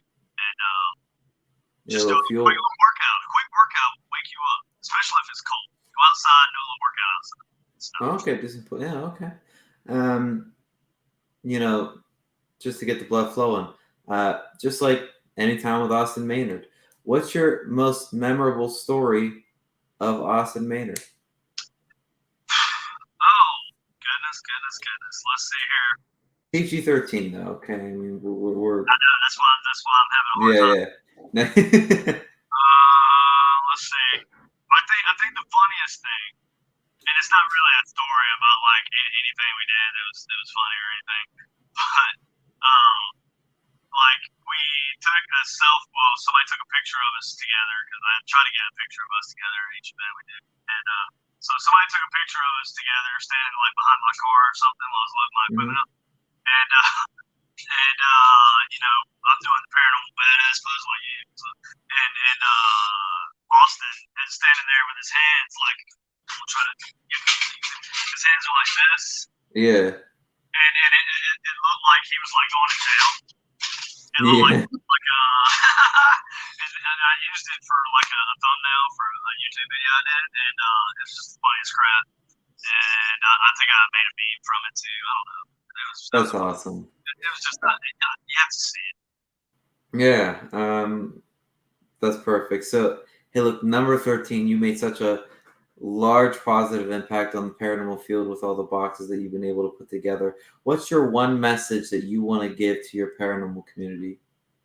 Stay open-minded, y'all. I mean, just, you know, I have equipment that I'm not so fond of. I don't have a lot of faith in it, but at the same time, I don't bash it, and I don't bash other people for using it, and I try not to be negative in the community. So, like, we need a lot less negativity around here. We need a lot less. If we had less people bagging on techniques and equipment people use, and more people trying to maybe improve techniques or offer like some advice to improve other people's techniques, maybe try to influence the thing positively. And I think we'll make a lot more. We'll gain a lot more ground that way. We'll learn a lot more that way, you know. And in the end, it never gets you anywhere, man. Being all negative and bashing people online. I mean, nobody's gonna. Who are you gonna bash when you bashed everybody? Yep. That's it. That's my advice. That's it, Katie. Congratulations, you are now out of the abyss. That was wonderful. I like being in the abyss, man. Yeah. I was on it, man. We think it's cute. Yeah, no. We don't Ghost have Sisters any of this. did something similar to me. I think it was the Ghost Sisters. They did something similar. Yeah. So I was kind of I wasn't ready for you doing it, but I was, you know, I've had experience with those lightning round question things. Yeah. We always think those are fun. Yeah, you know, it's if I was quiet at all at the beginning, it's I'm sitting there formulating them because I never have them done, you know, beforehand. Right, winging it is the best way, man. That's you know, it's just. I mean, you know, progressive, and it's not even that. I mean, how am I supposed to, you know, incorporate garage mods into these questions? You know I mean, you have to play off the situation, right? Correct. You got to improvise. Absolutely. So that's it's part of being a great host. That's what we do. Part of being a great host. Yeah. Co-host. I mean, Sean's. You're still a host. But Sean's the man. But let's. I said he's a host, not the host, Sean. Well, thank you. Don't get mad at me. I can't. Sean, I can't hear you. I can't even hear you. He's muted. You muted. I muted my mic. I'm sorry. When my dogs were you during like, the so I've been talking. I'm like wondering why no one's responding to me. My dog started to bark when you guys were in the abyss, so I muted my mic. So I probably made some comments in there. You guys said no. I made some good comments. Damn. Yeah, you know, you got some missed opportunities some, like, mind blowing stuff, man. I know. Yeah. And now the world will never know because they'll never know because I guarantee you I don't forgot what I said already. Right. That's me. You probably had some night stories with Austin Maynard or something, you know. Oh yeah, I was trying to say couple duo runs. that something juicy like about Austin. No, Austin's like my brother, man. He's like my little brother. You know, he's a good guy. Yeah. You know, he's about 10 years younger than me. I think he might be a little bit more than 10 years younger than me. So he's like my little brother, you know. Yeah. And, but awesome. he's very mature for his age. I will say that he's a hard ass worker. I know that. The dude lives, breathes, and sleeps paranormal. You know, so he's my boy. Yeah, we need those passionate people in the community for sure. Yep. And that's why I'm telling him. I'm like, man, you got to take this mantle of this ITC thing and run with it, dude. Definitely. I mean, I'll tell you what. No, I don't see a lot of other people out there with the passion that he has for bringing, you know, all the builders together. Like against all odds, he's able to do that. I mean, right? Traditionally, box builders have been kind of, you know, they don't interact, or they did, or when they do, they have fallouts or whatever, you know. But you know, and I can understand it because it's you know, it's a personal thing. It's a real personal thing to make boxes. You know, say what you want, but a part of you goes into that box, and you know, you're very, very passionate about what you do. Yeah, every one of us, you know, regardless of what our attitude is or how approachable we are, or you know, how well we get along with others, it doesn't matter. We're all those things happen because we are passionate about what we do, and that's how it comes out to some people. But I believe a lot of people are kind of trying they're seeing that, and they're coming around. I think we're going to be able to do some good stuff here in the future. You know, I met Steve Holte, you know, last weekend or whatever in Detroit, and he was fantastic. Him and Katie Holte, fantastic people. That was at the precinct, the Detroit precinct. Nice. Yeah. And you know, I think in the future we'll be able to work together and we'll be able to do a lot. You know, and it was cool to get some Steve stories. You know, about Frank. You know, before he died, because I never had the opportunity to meet Frank, unfortunately. But you know, I idolize him. Obviously, I don't have a purple earring, but I do. You know, I do believe that I may have a touch of that new psychic ability or whatever that might. But I'm not saying I'm able to communicate, whereas others can't, and that's something you got to watch out for. Anybody who says that they're the only ones that are able to do true ITC, or they're the only ones you should listen to when it comes to ITC, or they have the definitive or the I can't talk right now. The definitive, like dogma for it, you know, or the definitive, like, this is how you conduct ITC, and whatever you're doing is wrong. You know, anybody who says something like that, that's a red flag. I'm going to tell you right now. Yeah, I mean, only Siths deal in absolutes. So, I mean... And I'm not naming no names. Yeah. I don't talk bad about others. You won't ever hear me publicly talk bad about other people. Now, we get private, and just me and you, and I'm liable to talk all kinds of smack. Right. I'm just kidding. I don't do that. No, but I mean, it's 100% true about what's going on with the community, and that's what I was saying at the beginning of the show before you came on. I like to use the term para-unity because of what it stands for to me. The paranormal community needs to work together, like you said, in order for us to get to the next step, or at least just not work against each other. Exactly. I mean, you don't have to like everybody. No, you don't have to want. You don't have to like. You're not gonna. You don't have to like reach out to everybody. You don't have to collaborate on investigations. Nobody is asking anybody to like anybody. Just don't be a dick. Just don't be a dick. Simple rule. Right. And then people that can work together will work together, and then we'll get further that way. Just don't be a dick, man. It's simple. Well, it's not necessarily like we'll get further as a whole that way, but I think the community understand the kind of damage that they do to to the people that they bash. Well, so with me, 100% actually, and there's actually I have a friend who's being affected by this as we speak, and it's really sad. And guys, like, seriously, don't be a dick. We're all in this for one reason or another, and there's no reason to bash anybody for any reason.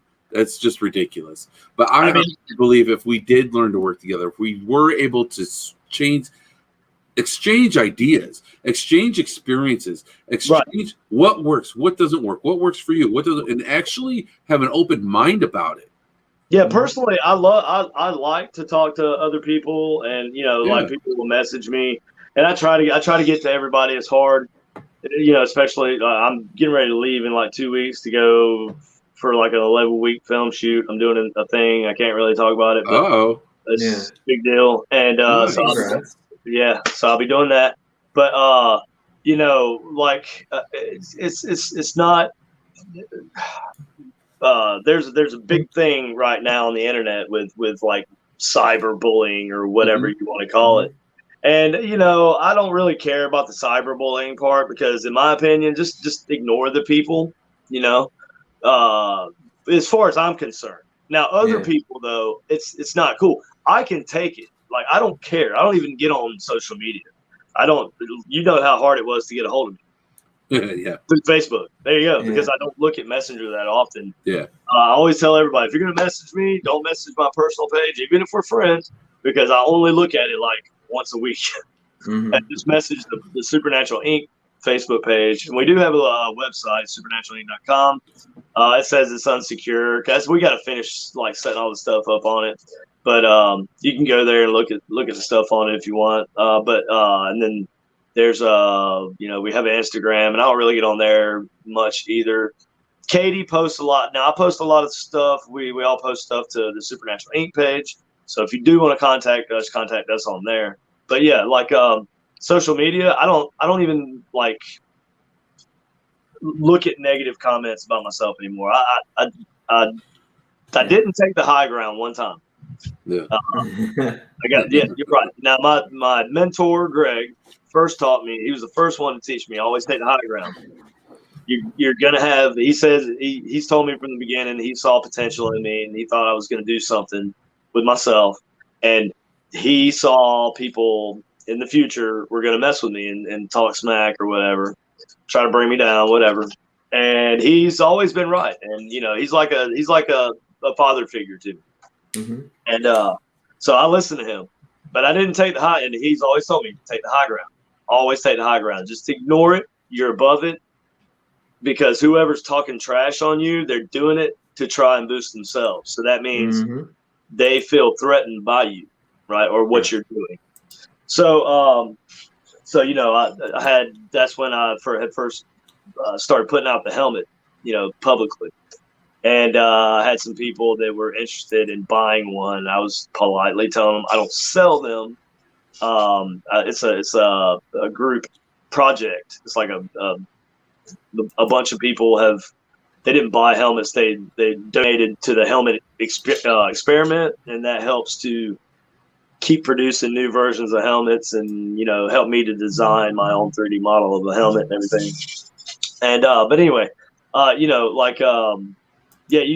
so I got down and dirty and I seen a post, and it was only because the guy was sitting there.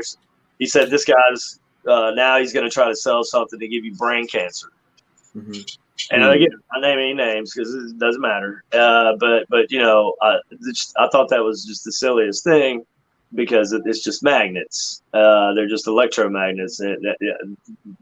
Have you ever had an MRI? I have.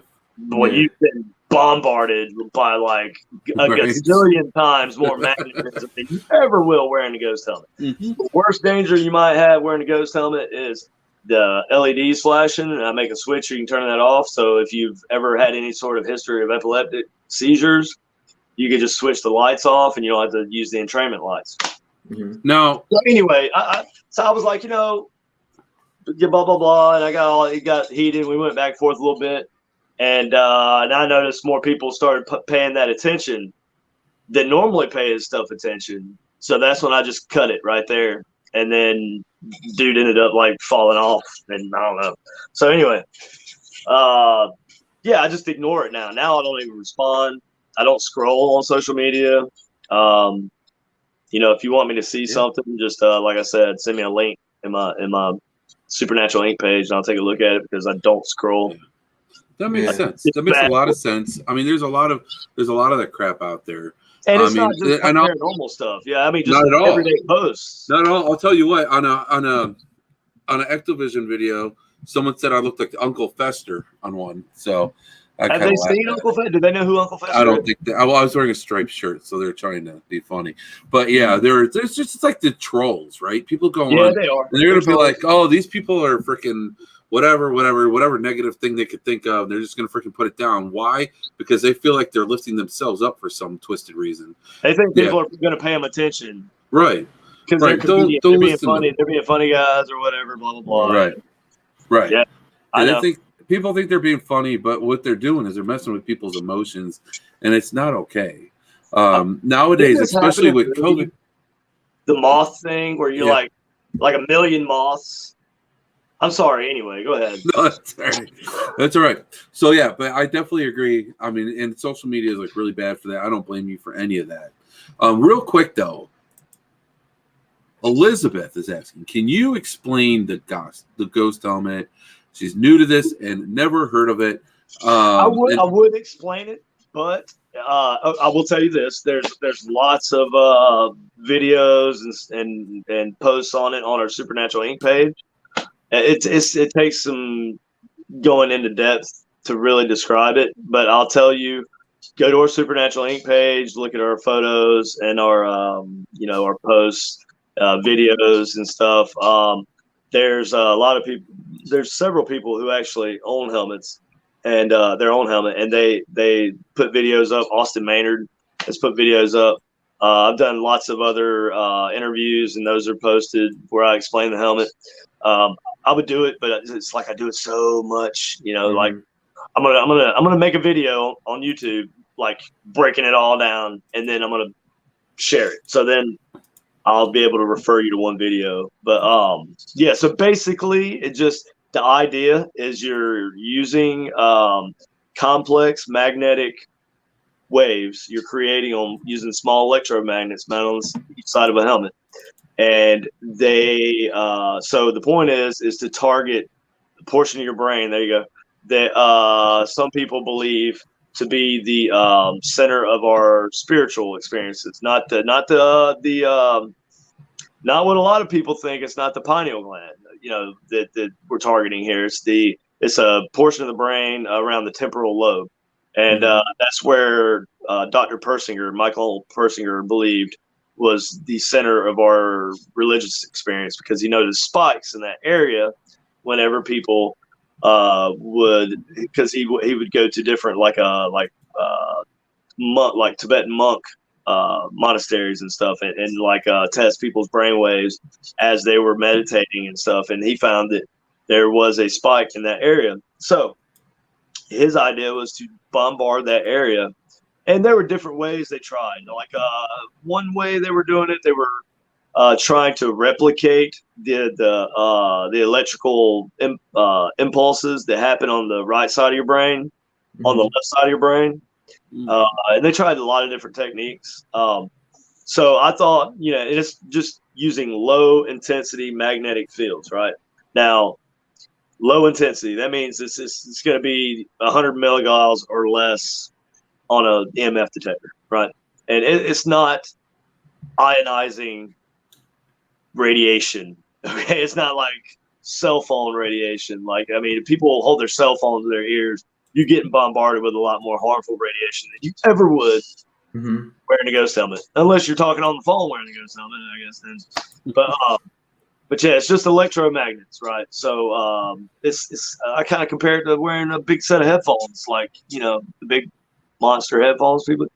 You're bombarding your brain with magnetic fields like those.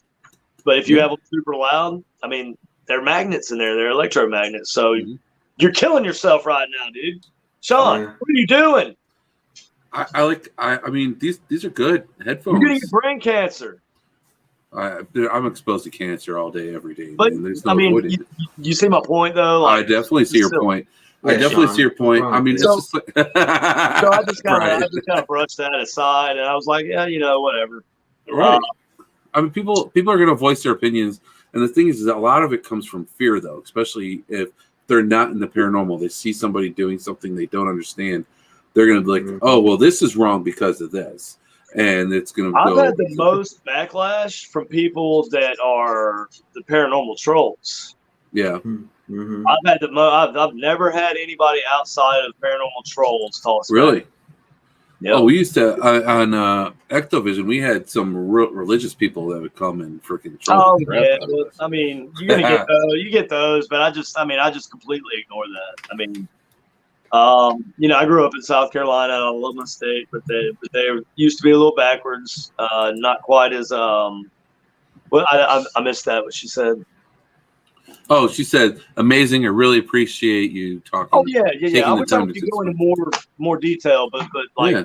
we'd be here for like three or four more hours. But I know, and like I said, and also you can look up the ghost helmet on you just Google it, and there'll be lots of scientific papers and stuff and videos you can watch. So real quick, we're over on time, and I do apologize, but we just want people to be able to find you. If someone wants to buy one of your ink boxes or any of your boxes, how can people order one from you?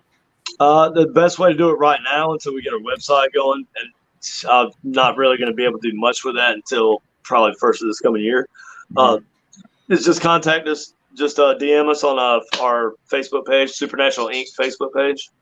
If you just search Supernatural Inc., it'll pull us right up. It's got our little skull logo. Yeah, and just DM us on there, and it's easy. I don't look at myself as a store, because each box is I build by hand. Except obviously the ink boxes and stuff are off the shelf stereos, but the circuits inside I've completely designed myself. There's no kits that you buy from the store and put together and stick them in there. Like I completely did all that handwork myself. But yeah, I like to talk to the customers, and I also do like customization for the boxes. So like a nanocom, I can no one nanocom is usually like another one. And so you can put your team initials on there, maybe your team logo sometimes, depending on what it looks like. Ink boxes, I can do that too. So, get with us on there, and it's super easy. You'll talk to one of us, tell us what you want.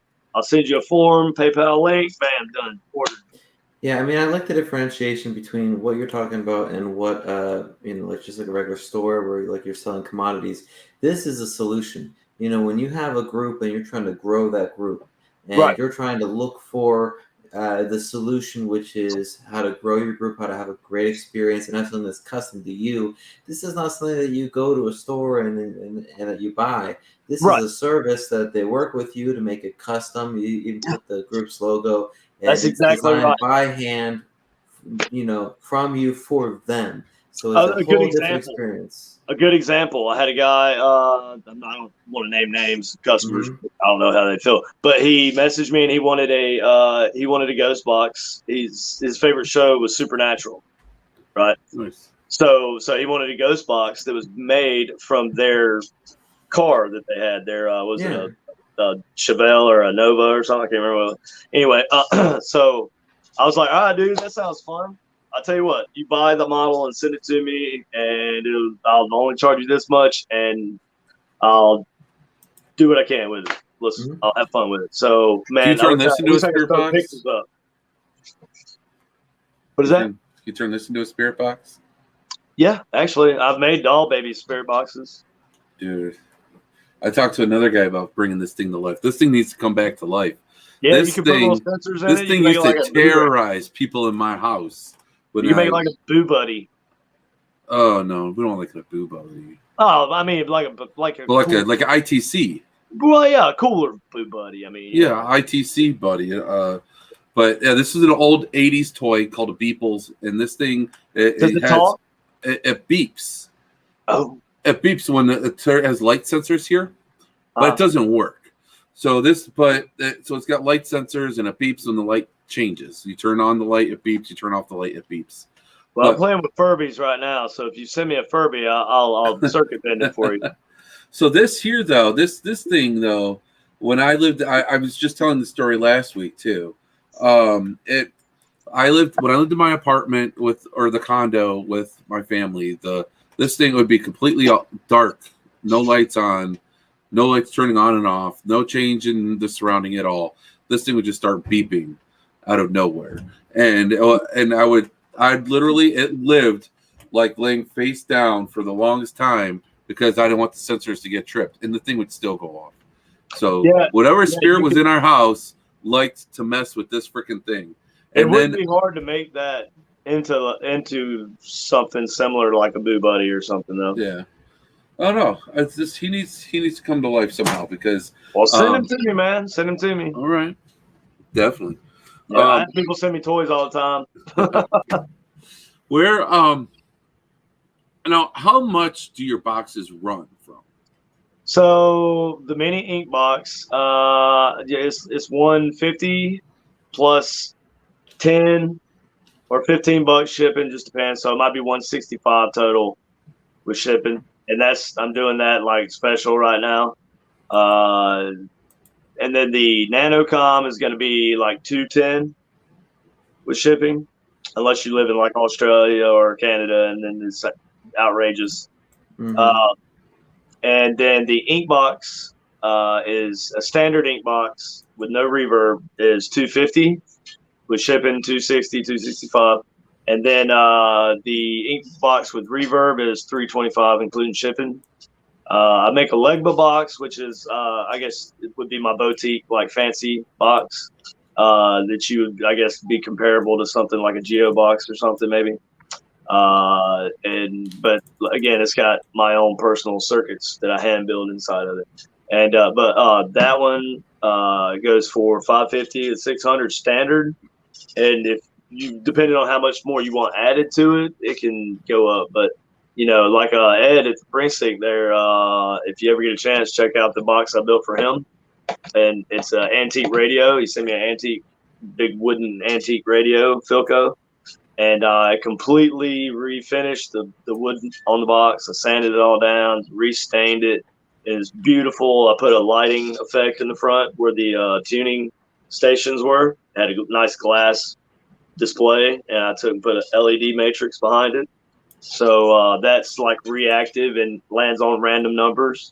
And then also put some other light effects on it. But it sounds great. It's got this crazy echo, and it's nice. I love it. Mm-hmm. Yeah, that's cool. Very cool, man. So yeah, so that one that's gonna run you a little bit more. Still not as much as a Geo box though. And I'm not bashing Geo box, George. I'm not bashing you. I'm just saying my boxes are a little cheaper though.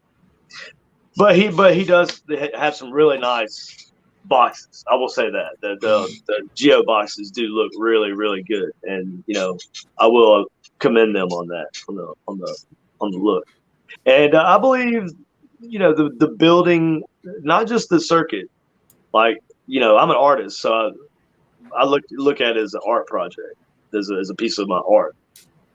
So you know I feel like artists' works of art, they put a piece of their own spirit inside of that. They put a piece of themselves in it. So I feel like when you do something like that and you build a custom boutique box and you put that much work and that much effort and that much creativity in it, it's almost like you're enchanting the box.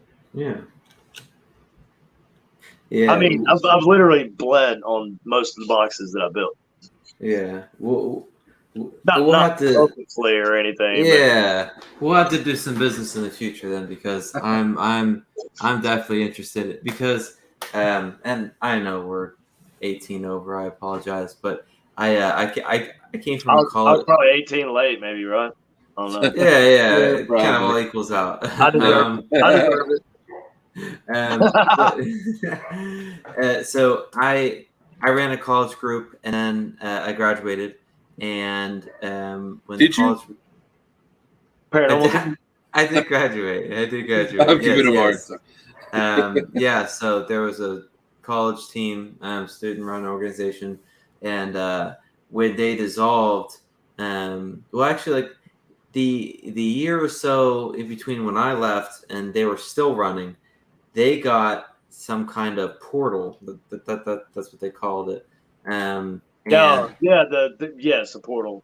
yeah, probably like a geobox or just like a portal, like A portal is just a portal is a guitar amp where you use a noise killer and a reverb pedal. Katie, I'll be honest. I feel like I need to go back to school to use it. I don't know what's going on. It never sounds right. It's attached. So when I got back into the field, started my own group, etc. I said I got to be on the lookout because I know the potential for these boxes. Whether it's a geo box, it's just I want something that's like ours and anyone could use, but it's also. I learned my lesson on making boxes complicated to use. Yeah. Now, if like I said, I make them to order. So if somebody is like an experienced ITC guy and they want something super, because for some people it's about turning knobs, man. They want to be adjusted. They want to try different different I've turned enough knobs. Okay. Right. Some people just want to turn it on, right? And go. Austin likes the knobs. Right. Like a few Austin loves options. turning knobs. He does. Yes, he does. The more knobs, the better. Yeah. You know what? I would like turning knobs if I got the satisfaction out of it. Every time I do it, nothing happens, and it just leaves me in disappointment. You know? Well, that's like the box I made for Ed. I made it easy to use because I knew he didn't even have time for me to explain how to use it. He was so busy. Yeah. So I knew he wouldn't have a lot of time to learn like a complicated box where you had to turn this on and turn this level. And my boxes used to be like that. I was guilty of it because I had like a preamp volume level, and then I had a final volume level, and then I had, this, that, and the other. And there was a lot of switches and things that you had to remember. And I was notoriously bad about not labeling things. I try to do that. Now I've learned to make a box like the one I made, Ed. So you turn it on and literally turn the volume up, and it's doing its thing. You don't have to adjust reverb. You don't have to adjust any noise cancellation, because with his, I used a digital chip powered by my Frank's box or my Frank Sumption inspired sweep circuit, right? Mm-hmm. So I take old analog electronics and made kind of a hybrid box with the analog control of a digital chip, right? And that's kind of the meat and potatoes of the Legba box. That's the real thing, and that makes it the Legba box. It's not the effects or the reverb or the whatever. It's those two things, the marriage of those two technologies. And but I don't really need a noise killer because of the way I design the bot. Like his doesn't even use a noise killer. So with this one, with the mini, the MIB, I like the rawness of it. Yeah. Sometimes it's right because it has a pleasant static. Yeah, I like it, and it's easy. You can change and with this knob here, you can adjust how fast the it sweeps, right? And it's awesome. And I like the options that we have for the tuners and everything, and actually with the I want to ask you about something. Go ahead. The Preacher. What do you know about him? The Preacher. The Preacher. Well, I usually get Reverend. Yeah, Reverend. Sorry. I haven't come across him yet, but I've heard so many stories, and I believe on Saturday we were talking to him. All right. I don't know if surely it can't be a My Box specifically thing. If it is, then it's something that I invoked somehow. I don't know. But I have had a lot of people tell me they've spoken to the Reverend. The Reverend's not a good dude. No. I'm not going to say he's not a good dude. I'm not going to say if you ask him a question and he answers you that it won't be correct. He was funny. But that's how the Reverend gets you, I think. Yeah. So I had us crack it up on Saturday. Yeah. Whoever he is. Yeah, the Reverend, he can come in different forms. He can. It's like it depends on what mood he's in. Yeah. But yeah, the Reverend, he may be an operator. If you believe in the operator thing, everybody, if you begin doing ITC, you can develop a relationship with what they call an operator, and that's basically a person on the other side or an entity on the other side that will work with you to facilitate communication with whatever you're trying to communicate with, right? So the Reverend could very well be an operator, or it could be, I have to assume if they're entities with free will on the other side that are operating the whatever devices and they're communicating with us and they're trying to help, I have to assume that there must be entities that aren't trying to help that are also capable of using the same technology. So there may be such thing as anti-operators, with ill will or ill intent. Yeah. And that may be something that the Reverend is. I don't know. That's interesting. That's really interesting. I probably get bashed by every old school Ghostbox person in the world for saying what I just said, but I don't know. I mean, who knows? I mean, who's to say what's right and wrong right now? Who's to say what's right and wrong? Nobody. Steve, if you don't like that, I don't know. I'm sorry, buddy. That's what I think. The rest of them, I don't really care what you think. Yeah. But that's a possibility because if you believe in a benevolent side on the other side, then obviously there must be some malicious side there as well. Yeah, there's every yin, there's a yang. That's basically what it boils down to. Yeah, that's for sure. I don't think that's only in our plane of existence. I think that's probably a multiversal truth. Yeah. Mm-hmm. I definitely agree with that. Definitely. Man, KD, thank you. I want to thank you for your service to our country. Yes, sir. Thank you.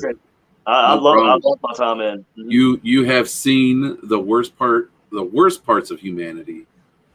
And that's commendable.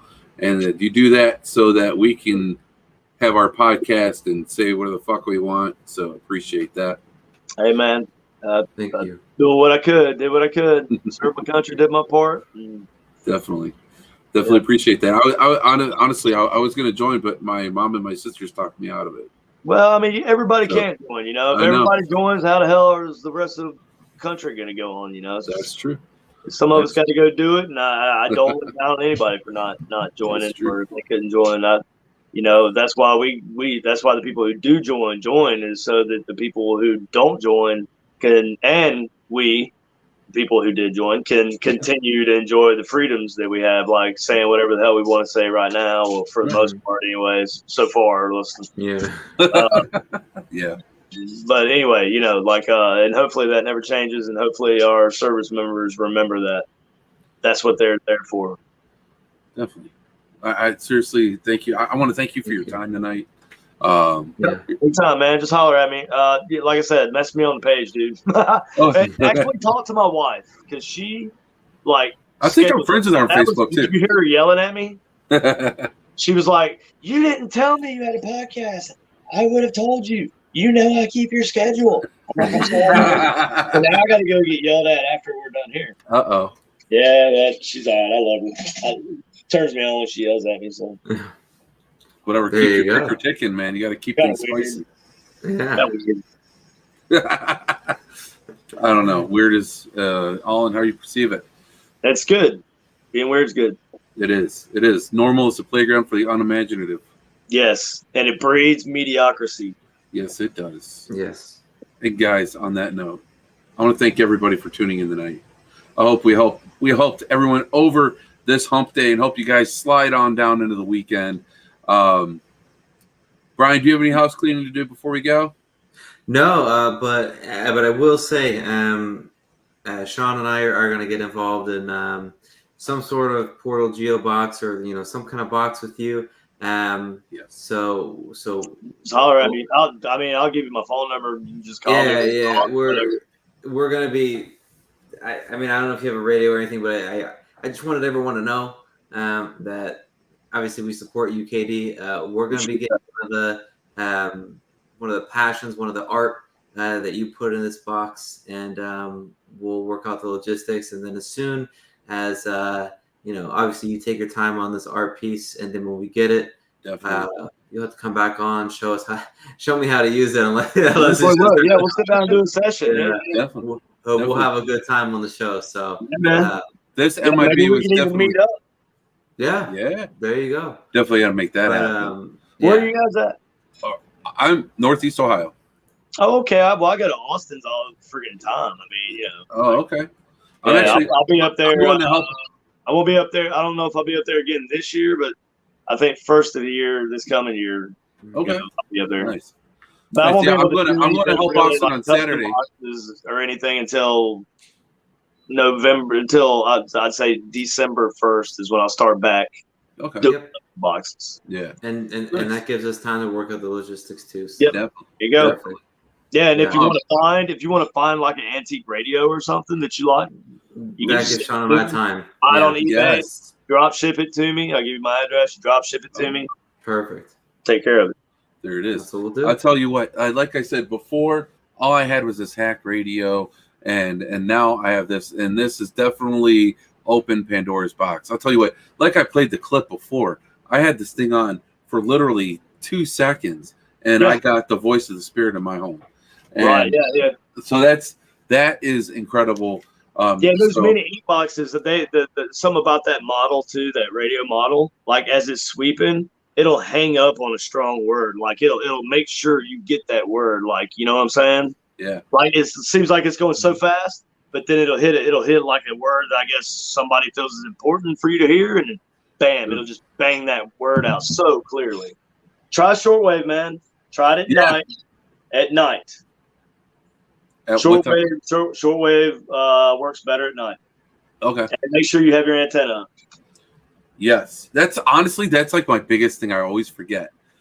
But it doesn't matter with AM. AM, you're going to change your reception by turning the radio around. You have to physically move the radio to spin it, because the AM antenna is the little ferrite coil inside, and it's in a fixed position. So the sliding antenna is only for FM and shortwave. It's good to know. Definitely good to know. Thank you for that. Mm-hmm. So, man, thank you. That's actually really helpful. Do what I can. Cool.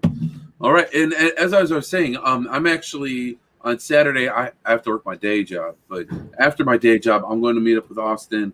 He's got a new location for UGPN, and they need some work done. They need some he was telling me about that. Yeah. So I'm going, guys. And I saw he posted again today. They're still looking for a couple people. If anyone's interested, message me, or if you're not friends with Austin, or message Austin. Find him on UGPN. Yes, because I know, man, what he does is so great. He gets these locations and he helps save them. Yeah. He cares. He's there's certain organizations, again, not gonna name their names, but they're like corporations or something, and they go around and they try to charge like exorbitant amounts for people to investigate, and it's just like they're pimping our field, and I don't like it. So it's nice to have people like Austin who actually care about locations and want to help preserve these locations and want to investigate and actually honestly try and understand what's going on there in a paranormal. Definitely. 100%. I have a lot of respect for him. One thing I've asked him, and he hasn't given me a straight answer yet. How does he keep on finding these schools, man? If he told you, with schools being haunted, then you go find them too. I know. He found the secret, man. He knows the formula. I don't know. Closely held it's cool, man. He's just quite a few of his locations are schools.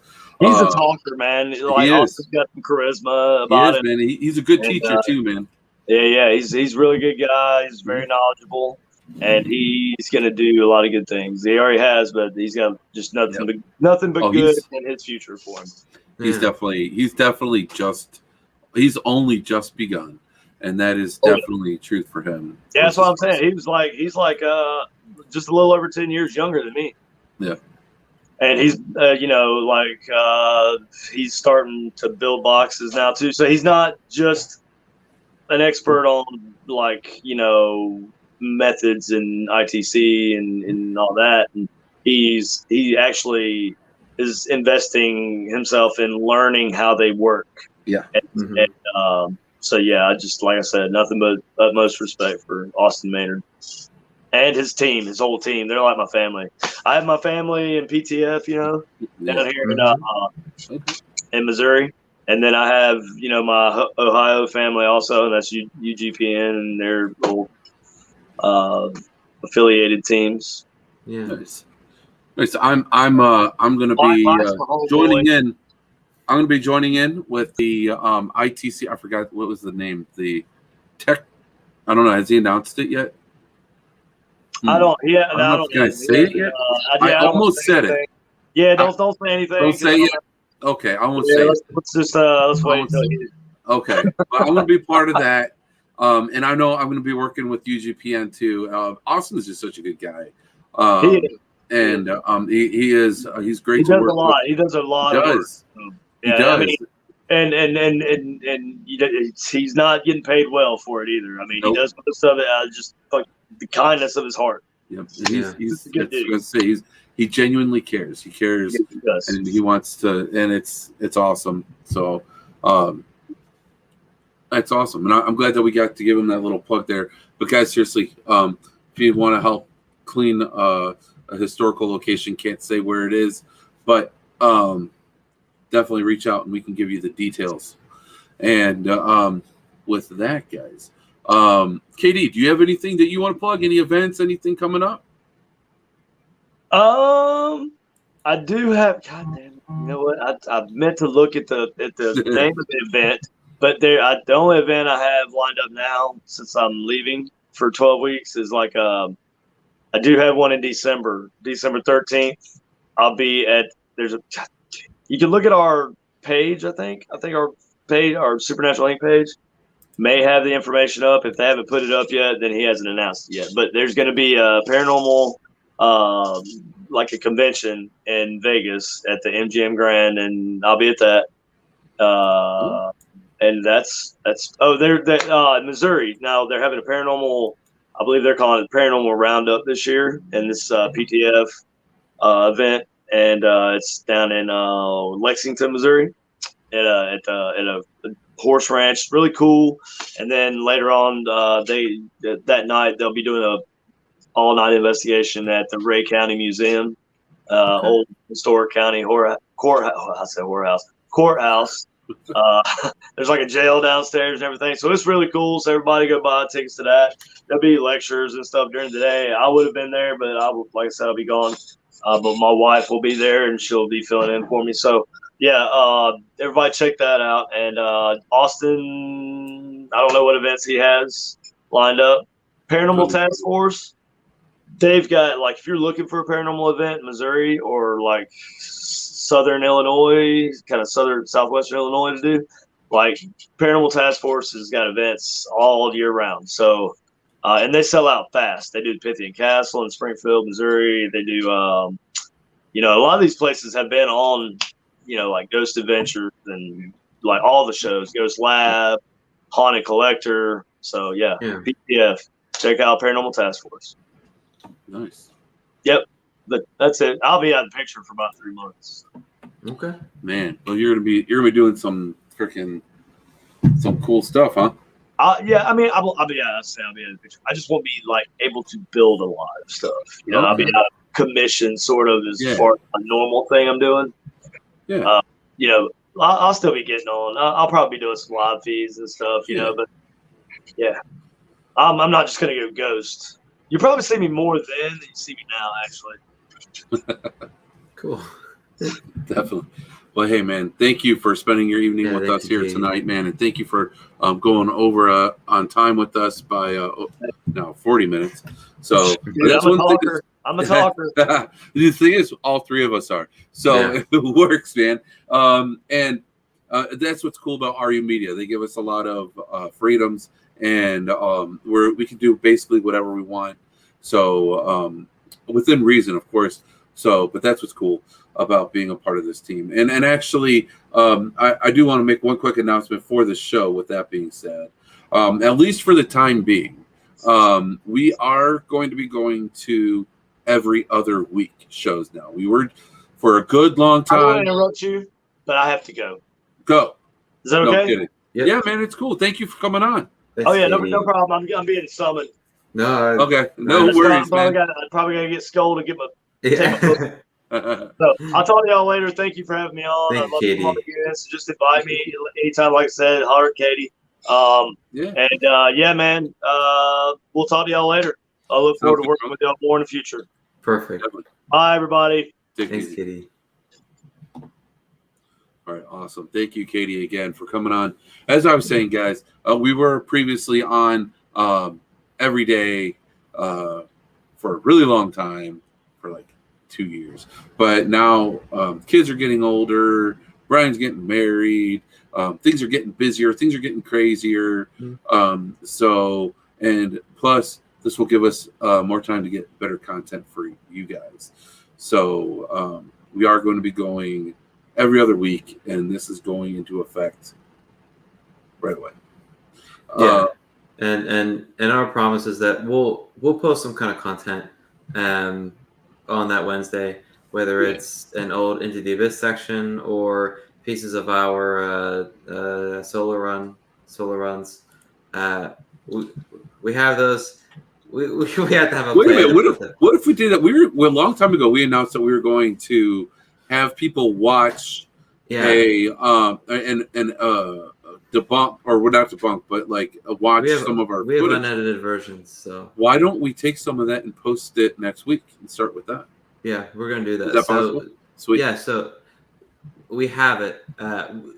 We just with our lives being busy, we want you to still have content every Wednesday. So whether it's live or whether it's pre-made, Sean and I's commitment is to make sure that every Wednesday evening, you get a little piece of us, aka a little piece of the paranormal community. So okay, well, thank you, Brian, and we'll definitely be on that. And so I want to thank everybody for their ongoing support. Yeah, thank you.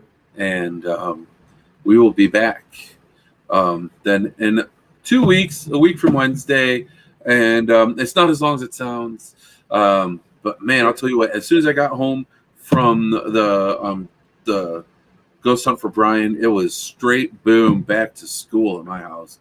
Whoo! Yeah. And fall balls. The fall sports started. So life just got all sorts of crazy.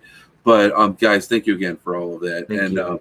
And one last time again, Austin did not ask me to ask people for help on Saturday. I just saw the post and I thought, hey, maybe we can help.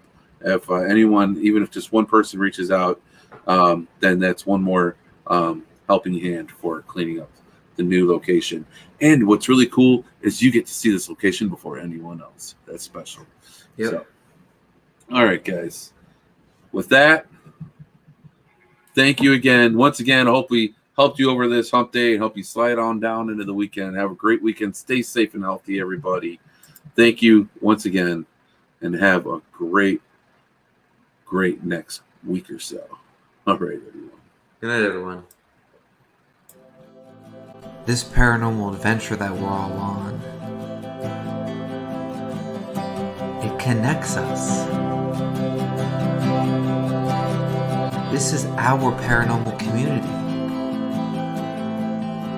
This is our paranormal podcast with your host, Sean Gilmore. He's worked in the paranormal field for 10 years. He was featured on the TV show Paranormal Survivor that airs on Travel Channel. His passion is creating para-unity. With your host, Brian Mersel. He's worked in the paranormal field for 7 years. He leads He wants to help people start their paranormal adventure or grow their existing one. This is our paranormal adventure.